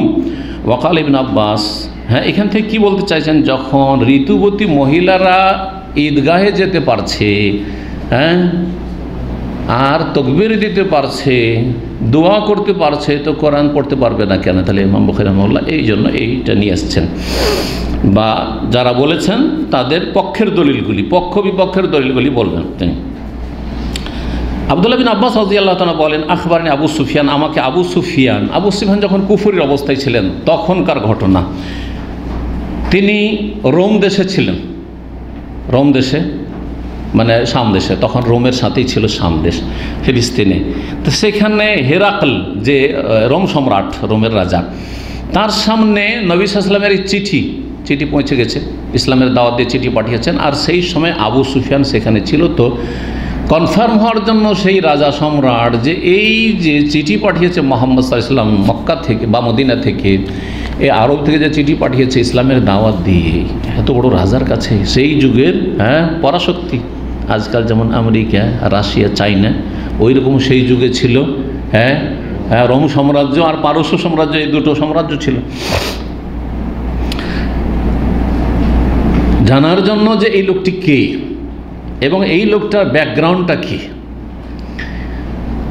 বলছেন আবু সুফিয়ান, ইন্না হেরাকলা দাবি কিতাবিন নফস, হেরাকল এই রোম সম্রাট নবী সাল্লাল্লাহু আলাইহি ওয়াসাল্লামের চিঠি নিয়ে ডাকলে যায়, চিঠিটা নিয়ে আসো তো, এবং যে অনুবাদক দোভাষী তাকে পড়তে বল। ফাকারাহু, সেটা পড়লেন। ফাইদা ফিহে, তাতে লেখা ছিল বিসমিল্লাহির রহমানির রহিম, আমি শুরু করছি আল্লাহর নামে যিনি পরম করুণাময় অতি দয়ালু। চিঠিতে কি লেখা ছিল? বিসমিল্লাহির। বিসমিল্লাহ কোরআনের আয়াত কি না? কার হাতে ছিল সেটা চিঠিটা? কাফের হাতে, খ্রিস্টানের হাতে। তো কাফের যদি ছুঁইতে পারে বিসমিল্লাহির রহমানির লেখা চিঠি, তাহলে পড়লে অসুবিধা কি, এইভাবে দলিলটা এভাবে পেশ করছেন। আর একটি আয়াত ছিল সূরা আল ইমরান আয়াত নম্বর 64। এক তো বিসমিল্লাহির রহমানির রহিমটাও আয়াত, সূরা ফাতিহার একটা অংশ কিনা এটা নিয়ে ইখতিলাফ আছে, কিন্তু সূরা নামলের যে একটি আয়াত এতে তো কোনো ইখতিলাফ নেই। বিসমিল্লাহ ইন্নাহু মিন সুলাইমান ওয়া ইন্নাহু বিসমিল্লাহির রহমানির রহিম আল্লাহ তাআলা আলাইহি ওয়া আতুনি মুসলিমিন। তাহলে বিসমিল্লাহ কোরআনে কারীমের একটি আয়াত। জি, তারপরে এই আয়াত লেখা ছিল চিঠি দিয়ে, আহলাল কিতাব, হে আহলি কিতাব, হে কিতাবধারীগণ ইহুদি খ্রিস্টান, তাআলাউ ইলা কালিমা, এমন একটি বাক্যের দিকে, কথার দিকে আসো, সাওয়াইন বাইনানা ওয়া বাইনাকুম, যেটি আমাদের মাঝে তোমাদের মাঝে সমান, সবাই সমানভাবে আমরা অধিকার রাখি তাতে। আল্লাহ নাবুদা ইল্লাল্লাহ, আল্লাহ ছাড়া কারো ইবাদত করব না, ওয়ালা নুশরিকা বিহি শাইআ, তার সাথে কোনো কিছুকে শরীক করব না, শিরক মুক্ত থাকব, ওয়ালা ইয়াত্তাখিযা বা'দুনা বা'দান আরবাবা মিন দুনিল্লাহ, এবং আমাদের একে অপরকে আল্লাহ ছাড়া কেউ পৃষ্ঠপোষক রব হিসাবে, বিধানদাতা হিসাবে গ্রহণ করবে না। জি, আদেশ নিষেধদাতা একমাত্র আল্লাহ রাব্বুল আলামিন দিনের বিধিবিধানের ক্ষেত্রে। এই আয়াত, ফাইন তাওয়াল্লাউ, যদি ফিরে যাও, ফাকুলু শাহাদু, তাহলে বলো হে মুসলিমরা তোমরা সাক্ষী থাকো, বেআন্না আমরা মুসলিম, তোমরা মুসলিম হও আর না হও, আমরা আত্মসমর্পণকারী। এই আয়াত কিসে লেখা ছিল? চিঠিতে। এই মাসলা ইখতিলাফ আছে, ঠিক আছে, যে মাসিক ঋতু অবস্থায় কোরআন মুখস্থ পড়তে পারবে, কোরআন ছুঁইতে পারবে না সরাসরি হাত দিয়ে, কিন্তু আর যদি থাকে হাতে মোজা আছে আর কোরআন কপি ধরে আছে, কোনো অসুবিধা নেই, প্রয়োজনে পারবে। কোরআন মুখস্থ পড়তে পারবে কি পারবে না ইখতিলাফ আছে, কিন্তু কমপক্ষে এই দলিল থেকে আর একটি গুরুত্বপূর্ণ মাসআলা জানা গেল যেটা আপনাদের প্রয়োজন। সেটা হচ্ছে যেই তাফসিরগুলিতে বা অনুবাদে আয়াতও লেখা আছে, অনুবাদও লেখা আছে, আয়াতও আছে, গোটা কোরআনে কারিম আছে, তাফসির আছে, সেটা অমুসলিমকে দেওয়া যাবে। অমুসলিমকে দেওয়া, অমুসলিমের হাতে চিঠি যাতে বিসমিল্লাহির রহমানির রহিম আয়াত লেখা আছে আর এই আয়াত আলে ইমরানের 64 নম্বর আয়াতও লেখা আছে, সেটা যদি চিঠি হস্তান্তর করা কাফেরের হাতে জায়েজ, তাহলে কাফের হাতে কোরআনের তরজমা তফসির তুলে দিতে, ইংলিশ অনুবাদ, বাংলা অনুবাদ তুলে দিতে অসুবিধা কি? অসুবিধা আছে? দলিল পেলেন না? পেলেন না? জি, ইসলামিক বই পুস্তক যাতে বেশ কিছু আয়াত আছে, হাদিস আছে, আল্লাহর নাম আছে, অমুসলিমকে দেওয়া যাবে না? যাবে না? দেওয়া যাবে, কিন্তু সাদা প্লেন কোরআন দিতে পারবেন না, যেটা মুসহাফ। মুসহাফ মানে 30 পারা সূরা ফাতিহা সূরায় নাস পর্যন্ত শুধু কোরআন আছে, তাতে তফসির নেই। তফসিরের সাথে 30 পারা থাকে, তাহলে সেটার নাম কোরআন নয়, সেটা হচ্ছে তরজমা কোরআন, সেটা তফসিরুল কোরআন, নাম বদলে গেল। সেই জন্য তফসির দেওয়া জায়েজ, তরজমা অনুবাদ দেওয়া জায়েজ, কিন্তু সাদা কোরআন কোনো কাফেরকে যতক্ষণ কালেমা না পড়বে দেওয়া জায়েজ নয়। আতা বলছেন জাবের রাদিয়াল্লাহু তাআলা আনহু থেকে বর্ণনা করে, হাজাত আয়েশা, তো মা আয়েশা রাদিয়াল্লাহু তাআলা মাসিক চলে আসলো, ফানাসাকাতিল মানাসিকা কুল্লাহা, তখন তিনি সমস্ত হজের কার্যাবলী সম্পাদন করলেন, গায়রা তাওয়াবিল বাইত, বাইতুল্লাহর তওয়াফ ছাড়া, ওয়ালা তুসাল্লি, এবং সালাত পড়তেন না, সালাত তো পড়া যাবেই না, আর বাইতুল্লাহর তওয়াফ ছাড়া সব কিছু করতে বলেন রাসূলুল্লাহ সাল্লাল্লাহু আলাইহি ওয়াসাল্লাম। ওয়াকাল আল হাকাম, হাকাম বলছেন, ইন্নী লা আযবাহু আনা জুনুবুন, আমি জবাই করি, পশু জবাই করি জুনবি অবস্থায়, গোসল ফরজ হয়ে আছে, স্বামী স্ত্রী সহবাস অথবা স্বপ্নদোষ হয়েছে, আর বলছে এই মুরগিটা জবাই করে দাও, খাসিটা, গরুটা জবাই করে, জায়েজ না জায়েজ নয়? জায়েজ। জি, ওয়াকাল আল্লাহ তাআলা, কারণ আল্লাহ বলেছেন, ওয়াকাল আল্লাহু আযza ওয়া জাল্লা, মহান আল্লাহ বলেছেন, ওয়ালা তাকুলু মিম্মা লাম ইউযকার ইসমুল্লাহি আলাইহি, যার উপর আল্লাহর নাম উল্লেখ না করা হয়, উচ্চারণ না করা, বিসমিল্লাহ বলে যদি জবাই না করা, সেটা খেও না। কিন্তু এ কথা বলা হয়নি যে না পাক অবস্থায় জবা করা হলে খেও না, কথা না পাক আছে, কিন্তু বিসমিল্লাহ, আল্লাহু আকবার, বিসমিল্লাহ বলা ফরজ, আর আল্লাহু আকবার তার সাথে মেলানো সুন্নাত। তো কমপক্ষে বিসমিল্লাহ বললেই পশু হালাল হয়ে যাবে, কিন্তু ভুলে গেলে ইখতিলাফ থাকলেও ভুলে গেলে মাফ, কারণ ভুল, আল্লাহ বলছেন রব্বানা লা তুআখিযনা ইন নাসিনা আখতানা, ভুলে গেলে আল্লাহ ধরেন না, ভুল করলে আল্লাহ ধরেন না। বিসমিল্লাহ কেউ শুদ্ধ উচ্চারণ করতে পারেনি, কারণ সে শুদ্ধ পড়তে পারেন না, তো হবে না? হবে। জি, এই ছিল হাদিস। আচ্ছা, 305 নম্বর হাদিস, এটা দিয়ে শেষ করে দিব, আর তারপরে ইখতিলাফগুলি শোনাবো ইনশাআল্লাহ। আয়েশা রাদিয়াল্লাহু তাআলা আনহা বলছেন, হাদিস এর আগে হয়ে গেছে, খারাজনা মা রাসূলিল্লাহ সাল্লাল্লাহু আলাইহি ওয়াসাল্লাম বেরিয়েছিলাম, লা নাযকুরু ইল্লাল হজ, তখন হজ ছাড়া আর অন্য কিছু আমরা স্মরণ করতাম না, মানে হজের উদ্দেশ্যে গিয়েছিলাম। এর আগে বলেছি যে প্রথমে জাহিলিয়াতের যুগের তরিকায় হজের মৌসুমে একসাথে হজ্জে কেরান বা তামাত্তু, হজ করা আর ওমরা করা, কেরানের মতো করে একসাথে মিলিয়ে, অথবা আগে উমরা করে নিল আর তারপরে মাঝখানে হালাল হয়ে থাকলো, এইটাও চলতো না, এটাও পাপের কাজ ছিল। এই জন্য প্রথম এরকম করে গিয়েছিলেন। তারপরে মক্কার কাছাকাছি যখন পৌঁছলেন, মক্কায় পৌঁছলেন, তখন আল্লাহ রাব্বুল আলামিন ওহী করলেন নবী সাল্লাল্লাহু আলাইহি ওয়াসাল্লামকে যে না, তোমার উম্মতে তোমার সাহাবায়ে কেরামদেরকে বলো যারা হজের নিয়ে সবাই উমরা করে হালাল হয়ে যাক। জাহিলিয়াতের যুগে মুশরিকরা যে হজ করত তাতে হজের মৌসুমে উমরা করা যাবে না যে বলতো, এটা তাদের ভ্রান্ত ধারণা। জায়েজ, তামাত্তু হজও জায়েজ, কিরানও জায়েজ আর ইফরাদও জায়েজ। 3 রকমেরই হজই জায়েজ, আর উত্তম হজ হচ্ছে সবচাইতে তামাত্তু, তারপরে কিরান, তারপরে ইফরাদ। ফালাম্মা জিয়ানা সারিফ, সারিফ নামক স্থানে যখন আসলাম, বলেছি এর আগে সারিফ নামক স্থান, হ্যাঁ, যেখানে মাইমুনা রাদিয়াল্লাহু তাআলা আনহা বিয়ে হয়েছিল আর সেখানে ইন্তেকালও তিনি করেছেন, তার কবর আছে। তামেস্ত, তখন সেখানে আমার মাসিক চলে আসলো। তামেস্ত মানে হিজত, হাইজ, তামস, হাইজের মাসিকের বিভিন্ন নাম আছে আরবিতে, তার মধ্যে একটি তামস, একটি হচ্ছে নেফাস। ফাদাখালা আলিয়ান নবী সাল্লাল্লাহু আলাইহি ওয়াসাল্লাম, তখন নবী সাল্লাল্লাহু আমার কাছে আসলেন। ওয়ান আবকি, তখন আমি কাঁদছিলাম যে সবাই তো হজ করে যাবে ভালো করে, আর আমার কি অবস্থা হইল। ফাকালা, তখন বললেন নবী সাল্লাল্লাহু আলাইহি ওয়াসাল্লাম, মায়ুব কি কারণে তুমি কান্না করছো? কুলতু, আমি বললাম, লা ওয়াদাতু ওয়াল্লাহি আন্নী লাম আহুজ্জাল আম, আমাকে এখন ভালো মনে হচ্ছে যে এই বছর যদি আমি হজেই না আসতাম। কেন হজে আসলাম? হজে আসলাম, মক্কা পৌঁছিলাম কাছাকাছি, এখন হজের কাজগুলি শুরু হবে আর মাসিক ঋতু শুরু হয়ে গেল, না আসলেই ভালো ছিল আমার। কে বলছেন? মা আয়েশা রাদিয়াল্লাহু আনহা। কালা, তখন নবী সাল্লাল্লাহু আলাইহি ওয়াসাল্লাম বলছেন, লা আল্লাকে নফেস্তে, মনে হচ্ছে যে তোমার মাসিক চলে এসছে। ও, মাসিক হয়ে গেছে, সেই জন্য এই ধরনের কথা বলছো তুমি, যে এবছর হজে না আসলেই ভালো ছিল। কুলতু নাম, তখন আমি বললাম যে হ্যাঁ। মা আয়েশা বলছেন, কালা, তখন বললেন নবী সাল্লাল্লাহু আলাইহি ওয়াসাল্লাম, ফাইন্না যালিকা শাইউন কাতাবাহুল্লাহু আলা বানাতি আদম, এটি এই মাসিক ঋতু এমন একটি বিষয় বস্তু যা আল্লাহ লিখে দিয়েছেন আলা বানাতি আদম, আদমের মেয়েদের ওপর। আদমের মেয়েদের সাবালিক হইলেই মাসিক ঋতু হবেই, আল্লাহর চূড়ান্ত ফয়সালা। ফাফা আলী মায়াফুল হাজ, হাজিরা যা কিছু করছে তুমিও করতে থাকো। গায়রা আল্লাহ তাতুহবিল বাইত, বাইতুল্লাহ তওয়াফ করবে না, হাত্তা তাথুরি, যতক্ষণ পর্যন্ত পাক পবিত্র না হয়ে যাবে। এখন মাসআলা গুরুত্বপূর্ণ, সেটা হলো কি বলেন? হ্যাঁ, কি মাসআলা বললাম? মাসিক অবস্থায় কোরআন পড়তে পারবে কি না, কি জানা আছে? আমাদের যারা কোরআন সুন্নাহর আলেম তারাই কিন্তু 2 রকম ফতোয়া দিচ্ছেন, 2 রকম ফতোয়া দিচ্ছেন। একদল ওলামা বলছেন যে না, মাসিক অবস্থায় ধরতে তো পারবে না, স্পর্শ করতে পারবে না, এমনকি কোরআনের আয়াত তেলাওয়াত করতে পারবে, শুধুমাত্র কোরআন আয়াতে যে দোয়াগুলি আছে দোয়াগুলি পাঠ করতে পারবে। অর্থাৎ রব্বানা আতিনা ফিদ দুনিয়া হাসানা ওয়া ফিল আখিরাতি হাসানা রব্বানা যালামনা আনফুসানা রব্বি হাবলি মিনাস সালিহিন, এইরকম পারবে, কিন্তু কোরআনের তেলাওয়াত করতে পারবে না। দম করা, রুকিয়া করা কথা, সূরা ইখলাস, ফালাক, রুকিয়া নিয়ে তো করতে পারবে, ঝাড়ফুঁকের নিয়ে তো করতে পারবে ছেলে মেয়ে, কিন্তু সেগুলিকে তেলাওয়াতের নিয়ে তো পাঠ করতে পারবে না। এটা হচ্ছে জমহুর অধিকাংশ ওলামায়ে কেরামদের মত। তবে গবেষক ওলামারা বলছে যে না, এই মতটি যদিও সংখ্যাগরিষ্ঠ ওলামাদের, কিন্তু দলিল শক্তিশালী নয়। দলিল শক্তিশালী, মজবুত দলিল হইতে হবে। কারো জন্য কোরআন পড়া হারাম বললে দলিল লাগবে মজবুত দলিল, এই ক্ষেত্রে পাচ্ছি না।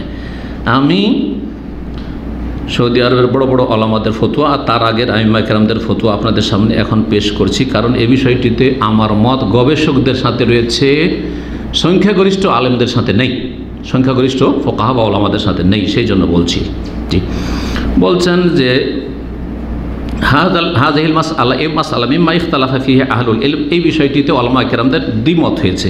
ফাজুমহুরুল ফুকাহা, অধিকাংশ ফুকাহা কেরাম, আলা হুরমাতে কিরাআতিল হায়েজ লিল কোরআন হালাল হাইদ হাত্তা তাথুরা, যতক্ষণ পর্যন্ত ঋতুবতী মহিলা পাক না হবে ততক্ষণ পর্যন্ত ঋতুবতী মহিলার জন্য কোরআন পাঠ করা হারাম, এই কথাই বলছেন অধিকাংশ ওলামা।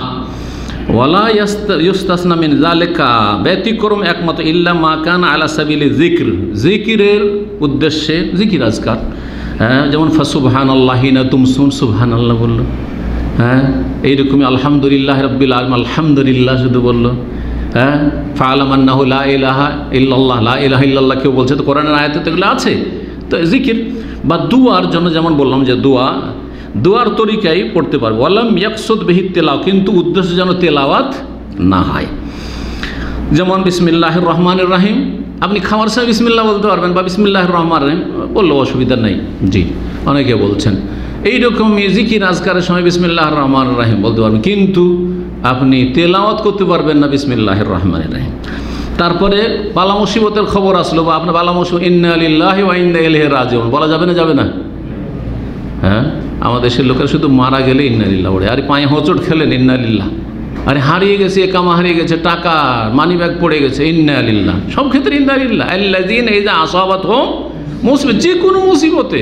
কিন্তু বাঙালি পরিভাষা হচ্ছে কেউ মরলে ইন্না লিল্লাহ। হ্যাঁ, ইয়াহুদি নাসার, আমার কাছে ফতোয়া আমি যাচ্ছে যাচ্ছি, ইয়াহুদি নাসার অমুক মারা গেলে ইন্না লিল্লাহ বলতে পারবো কি না? তাইলে দিনের ক্ষেত্রে জ্ঞানের কত শোচনীয়তা।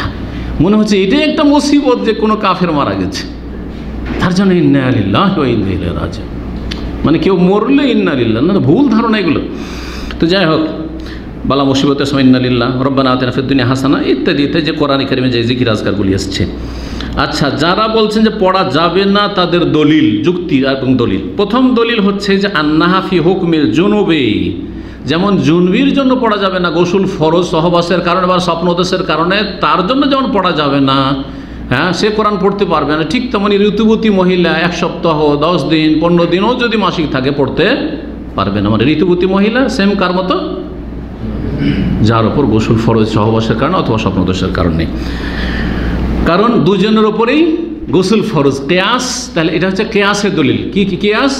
যে যেহেতু সহবাস করলে গোসল ফরজ, স্বপ্নদোষ হইলে গোসল ফরজ, আর ঋতুবতী মহিলার ঋতু থেকে পাক হইলে বা নেফাস যে প্রসূতির যে রক্ত আছে ওখান থেকে পাক হইলেও কি গোসল ফরজ, তাহলে যখন দুটোতে গোসল ফরজ, তাহলে যেমন জুনবি অবস্থায় গোসল ফরজ থাকলে পড়তে পারে না, ঠিক তেমনি ঋতুবতী মহিলা এবং নেফাসওয়ালি মহিলাও কোরআন তেলাওয়াত করতে পারবে না, মুখস্থ পারবে না।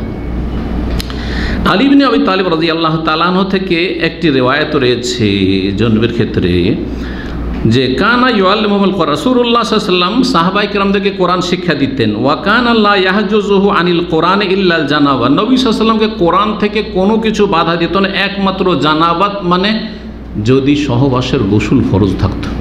সহবাসের গোসল ফরজ থাকলে ওই অবস্থায় কোরআনের তালিম শিক্ষা দিতেন না।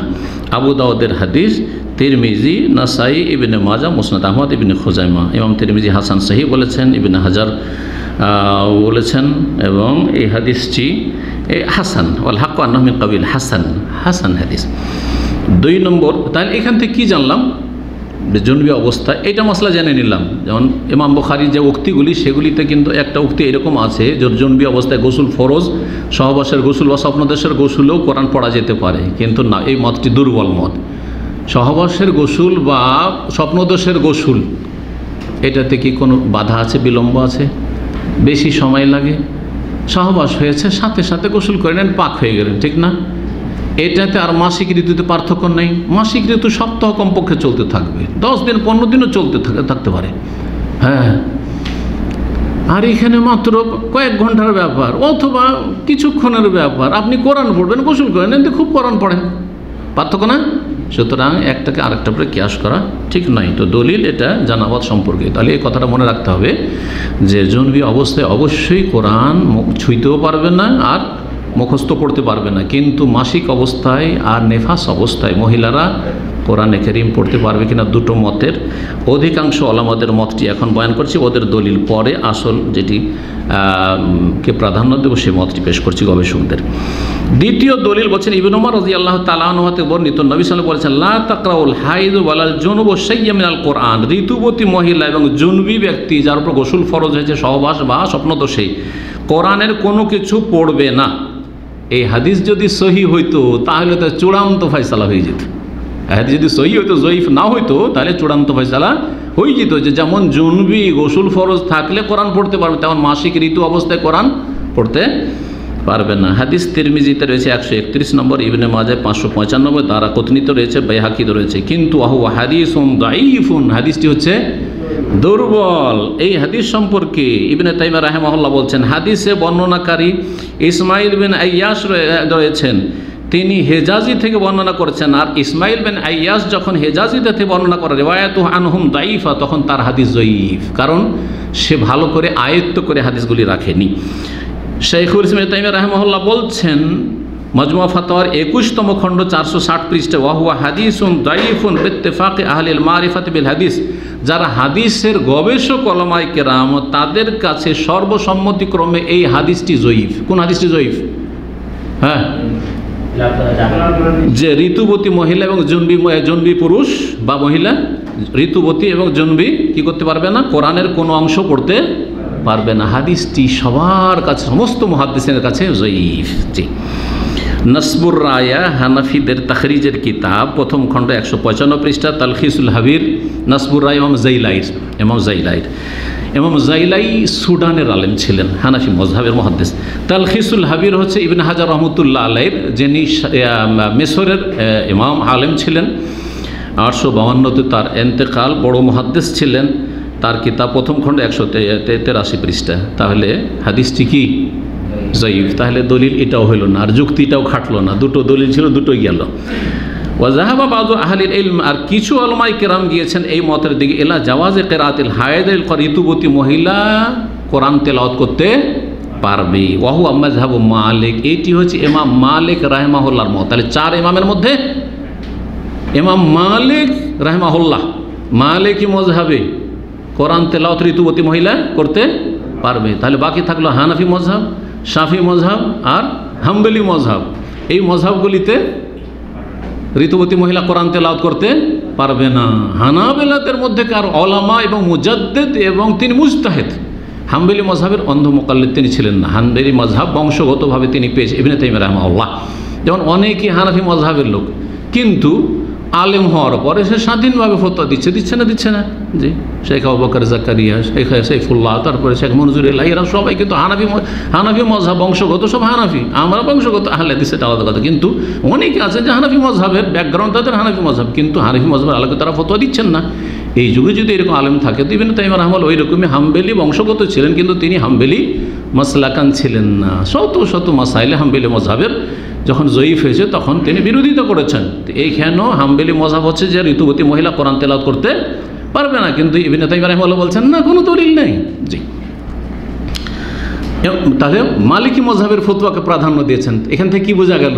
যে যারা আলেম তারা অন্ধ মুকাল্লিদ হবে না, তারা কি করবে? দলিলের অনুসরণ করবে। আর জনগণ, যেসব আলেমরা দলিলের অনুসরণ করে তাদের অনুসরণ করবে। কথাগুলি ভালো করে বুঝবেন। বলছেন যে এটি হচ্ছে ইমাম মালিকের মত। রিওয়ায়া আহমদ, ইমাম আহমদ থেকে দুটো বর্ণনা আছে তার মজহাবে। একটি হচ্ছে যে পারবে না ঋতুবতী মহিলা তেলাওয়াত করতে, আরেকটি হচ্ছে পারবে। তা ওই যে পারবের মতটি, তাহলে ইবনে তাইমিয়া রাহিমাহুল্লাহ এটিকে প্রাধান্য দিয়েছেন, আর সেটি হচ্ছে ইমাম মালিকের মত। ইখতারাহা শাইখুল ইসলাম তাইমিয়া, এই মতটিকে ইমাম শাইখুল ইসলাম তাইমিয়া রাহিমাহুল্লাহ মুজাদ্দিদ তিনি পছন্দ করেছেন। ওয়ারাজ্জাহু শাওকানি, ইমাম শাওকানিও এটিকে প্রাধান্য দিয়েছেন, এবং এটি অনেক ওলামারাই শক্তিশালী বলেছেন। জি, এখনও সালাফি ওলামারা অনেকেই এই পথটিকে শক্তিশালী বলছেন দলিলের দিক থেকে। আমি যতটুকু এলেম আল্লাহ আমাকে দিয়েছেন তার আলোকে বলি, ঋতুবতী মহিলারা মুখস্থ কোরআন পড়তে পারবে, এক শব্দ কোরআন পড়বে না, এক সপ্তাহ 10 দিন। আর যদি হয় নেফাসের রক্ত হয় বাচ্চা ভূমিষ্ঠ হওয়ার পরে, তাহলে তো 40 দিন ধরে কোরআন থেকে বঞ্চিত থাকবে। একটা শক্ত দলিলের ভিত্তিতে না বঞ্চিত রাখবেন এত বড় কল্যাণ থেকে, না এমনি আপনি যুক্তি দিয়ে, কিয়াস দিয়ে আর জয়ীফ হাদিস দিয়ে আপনি বঞ্চিত রাখবেন, মোটেই না। জি, বলছেন ইবনে তাইমিয়া রাহিমাহুল্লাহ। ইবনে তাইমিয়া রাহিমাহুল্লাহ কি বলছেন? কালা শাইখ ইবনে তাইমিয়া রাহিমাহুল্লাহ। জি, হ্যাঁ, দলিলটা শোনেন। বলছেন যে ওয়াস্তাদাল্লু আলা যালিকা বিউমুরিন মিনহা, বেশ কিছু দলিল তারা পেশ করেছেন। তার একটি হচ্ছে আন্নাল আসলাল জাওয়াজ, আসল হচ্ছে যে জায়েজ, আসল হচ্ছে যে কোরআন তেলাওয়াত ঋতুবতী মহিলার জন্য জায়েজ যখন দলিল নেই। ওয়াল হিল্লু হালাল হাত্তা ইয়াকুমা দালিলুন আলাল মানে, যতক্ষণ বাধার কোনো দলিল পাচ্ছি না, নিষেধের কোনো দলিল পাচ্ছি না। ওয়ালাইসা হুনাকা দালিলুন ইয়ামনা মিন কিরাআতিল হাইদিল কোরআন, এমন কোনো দলিল পাচ্ছি না যেটা ঋতুবতী মহিলাকে কোরআন পড়তে বাধা দান করে। কালা শাইখ ইবনে তাইমিয়া রাহিমাহুল্লাহ শাইখ বলছেন, লাইসা ফি মানইল হাইজ মিনাল কিরাআতি নুসুসুন সরিহাতুন সাহিহা, ঋতুবতী মহিলাকে কোরআন পড়তে বাধা দিবেন এই মর্মে কোনো স্পষ্ট সহি দলিল নেই। হয় অস্পষ্ট দিয়ে আপনি কি ইসলাম সাবিত করবেন, প্রমাণ করবেন, হালাল হারাম সাবিত করবেন, আর না হলে জয়ীফ। যদি স্পষ্ট হয় তাহলে যেমন হাদিস দেখলেন তিরমিজি, ইবনে মাজার হাদিসটি হচ্ছে জয়ীফ। ওয়াকাল বলছেন ওয়া মালুমুন, আর এটা কথা সর্বজন বিদিত যে নবী সাল্লাল্লাহু আলাইহি ওয়াসাল্লামের যুগে সাহাবী মহিলারা, অসংখ্য মহিলারা ছিলেন, তাদের এই মাসলার প্রয়োজন ছিল না? তাহলে এইটা দৈনন্দিন মানুষের প্রয়োজন, মহিলাদের প্রয়োজন, এই মাসলায় আর অকাট্য কোনো প্রমাণ থাকবে না। যদি নাজায়েজ হয় তাহলে অবশ্যই থাকা উচিত। বলছেন যে মালুম, এটা সবার জানা, আন্নান নেসা কন্যা ইয়াহিজনা আলা আহদি রাসূলিল্লাহ, এটা সবার জানা যে নবী সাল্লাল্লাহু আলাইহি ওয়াসাল্লামের জামানাত তো সাহাবিয়াত মহিলাদের হাইজ মাসিক হইতো। ওয়ালাম ইয়াকুন ইয়ানহাহুন্না আন কিরাতিল কোরআন, কোনো একটি দলিল নাই যে সাহাবী মহিলাদেরকে স্ত্রীদেরকে বলেছেন আয়েশা, হে ফাতেমা, হে উমুক, হে মাইমুনা, হে উম্মে সালমা, তোমরা মাসিক অবস্থায় কোরআন পড়বে না। একটা দলিল, কোথায় দলিল আছে? কামা লাম ইয়াকুন ইয়ানহাহুন আনিজ যিকর, যেমন জিকির দোয়াতে বাধা দেননি তেমন তেলাওয়াতও বাধা দেননি। দ্বিতীয় দলিল হচ্ছে যারা বলছেন জায়েজ ঋতুবতীর জন্য কোরআন মুখস্থ পড়া, না ছুঁয়ে পড়া, আন্নাল্লাহ তাআলা আমারা বেতেলাওয়াতিল কোরআন, কোরআন তেলাওয়াতের আল্লাহ হুকুম দিয়েছেন পুরুষ নারীকে। ওয়াসনা আল্লাহ তালি, তেলাওয়াতকারীর প্রশংসা করেছেন, সূরা ফাতির আয়াত রয়েছে। ওয়াদাহু বিজাজিলিস সওয়াব, আল্লাহ রাব্বুল মহাপুরস্কারের ওয়াদা করেছেন, ওয়াজিমুল জাযা, এবং উত্তম প্রতিদানের বা মহা প্রতিদানের। ফালা ইয়ামনাউ মিন যালিকা ইল্লা মান সাবাতা, ফালা ইউমনাউ মিন যালিকা ইল্লা মান সাবাতা ফি হাক্কিহি দলিল। সুতরাং কোনো মুসলিম নর নারীকে বাধা দেওয়ার অধিকার নেই যতক্ষণ পর্যন্ত তার ক্ষেত্রে দলিল পাচ্ছি না। বিনা দলিলে একটা মহিলাকে নেকির কাছ থেকে বঞ্চিত রাখবেন, এই অধিকার কে দিল? তাই বলছেন কামা তাকাদ্দমা, যেমন একে বলছি। তারপরে 3 নম্বরে বলছেন যে আপনারা যে যুক্তি পেশ করেছেন যে জুনবি যার গোসল ফরজে সহবাসে বা স্বপ্নদোষে সে কোরআন পড়তে পারবে না সহিহ হাদিসের আলোকে, ঠিক তেমনি মাসিক অবস্থায় পড়তে পারবে না, এই কিয়াস চলবে না। বলছে ইন্না কিয়াস আল হাইদ আল জুনবি ফিল মানি মিন কিরাতিল কোরআন কিয়াসুন মাল ফারিক, ঋতুবতী মহিলাকে কেয়াস করা জুনবির ওপর, হ্যাঁ, সহবাসের গোসলের ওপর বা স্বপ্নদোষের গোসল যার ফরজ তার ওপর, এটি হচ্ছে কোরআন কারীমের তেলাওয়াতে বাধা দেওয়ার ক্ষেত্রে এটি হচ্ছে এমন কেয়াস যেটি মাল ফারিক, দুটোতে পার্থক্য রয়েছে, দুটোর ধরন আলাদা। বলছে লিয়ান্নাল জুনবা বিখতিয়ারিহি আন ইউজিলা হাযাল মানি বিল গোসলি, কারণ যেই ব্যক্তি জুনবি গোসল ফরজে সহবাসের কারণে বা স্বপ্নদোষ কোরআন পড়তে ইচ্ছুক, তাহলে সাথে সাথে গোসল করলেই পাক হয়ে যেতে পারছে, তার নাপাকি দূর করতে সে সক্ষম। বেখেলাফিল হাইজ, কিন্তু ঋতুবতী মহিলা ডেইলি যদি 5 বার করে গোসল করে তবে কি পাক হইতে পারবে? যতক্ষণ ঋতু বন্ধ না হয়, মাসিক বন্ধ না হয়, পাক হইতে পারবে? পাক হইতে পারছে। তাহলে দুটো একই রকম কী করে মাসলা হইল? ওয়াকাযালিকা, এইরকম ফাইনাল হাইজা কাদ তাতুলু মুদ্দাতুহু গালিবান, আর কখনো কখনো মাসিক ঋতুর সময়টা দীর্ঘায়িত হয়, 15 দিন হইতে পারে। মাসে 15 দিন একটা মহিলা তেলাওয়াতি করতে পারে না, আর হাফেজা যদি হয় আর কোরআনের টিচার হয় মহিলা, তাহলে কি করবেন? তাহলে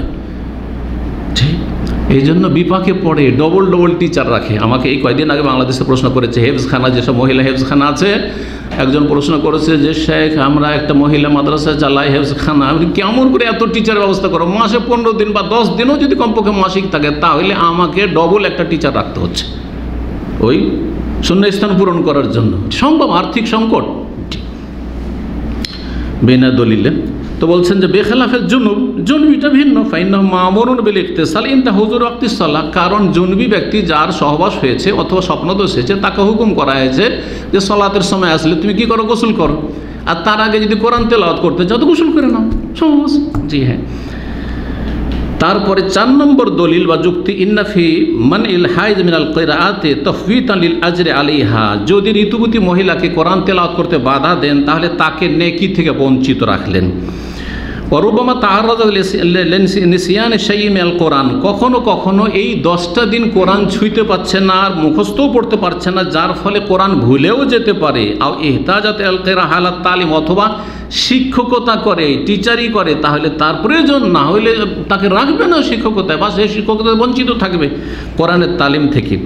আমি তাল্লুম, অথবা ছাত্রী মাসে 10 দিনও ঘরে বসে থাকবে, মাদ্রাসায় থাকে, আর হ্যাঁ, বা হেফজখানায় 10 দিন যাবে না।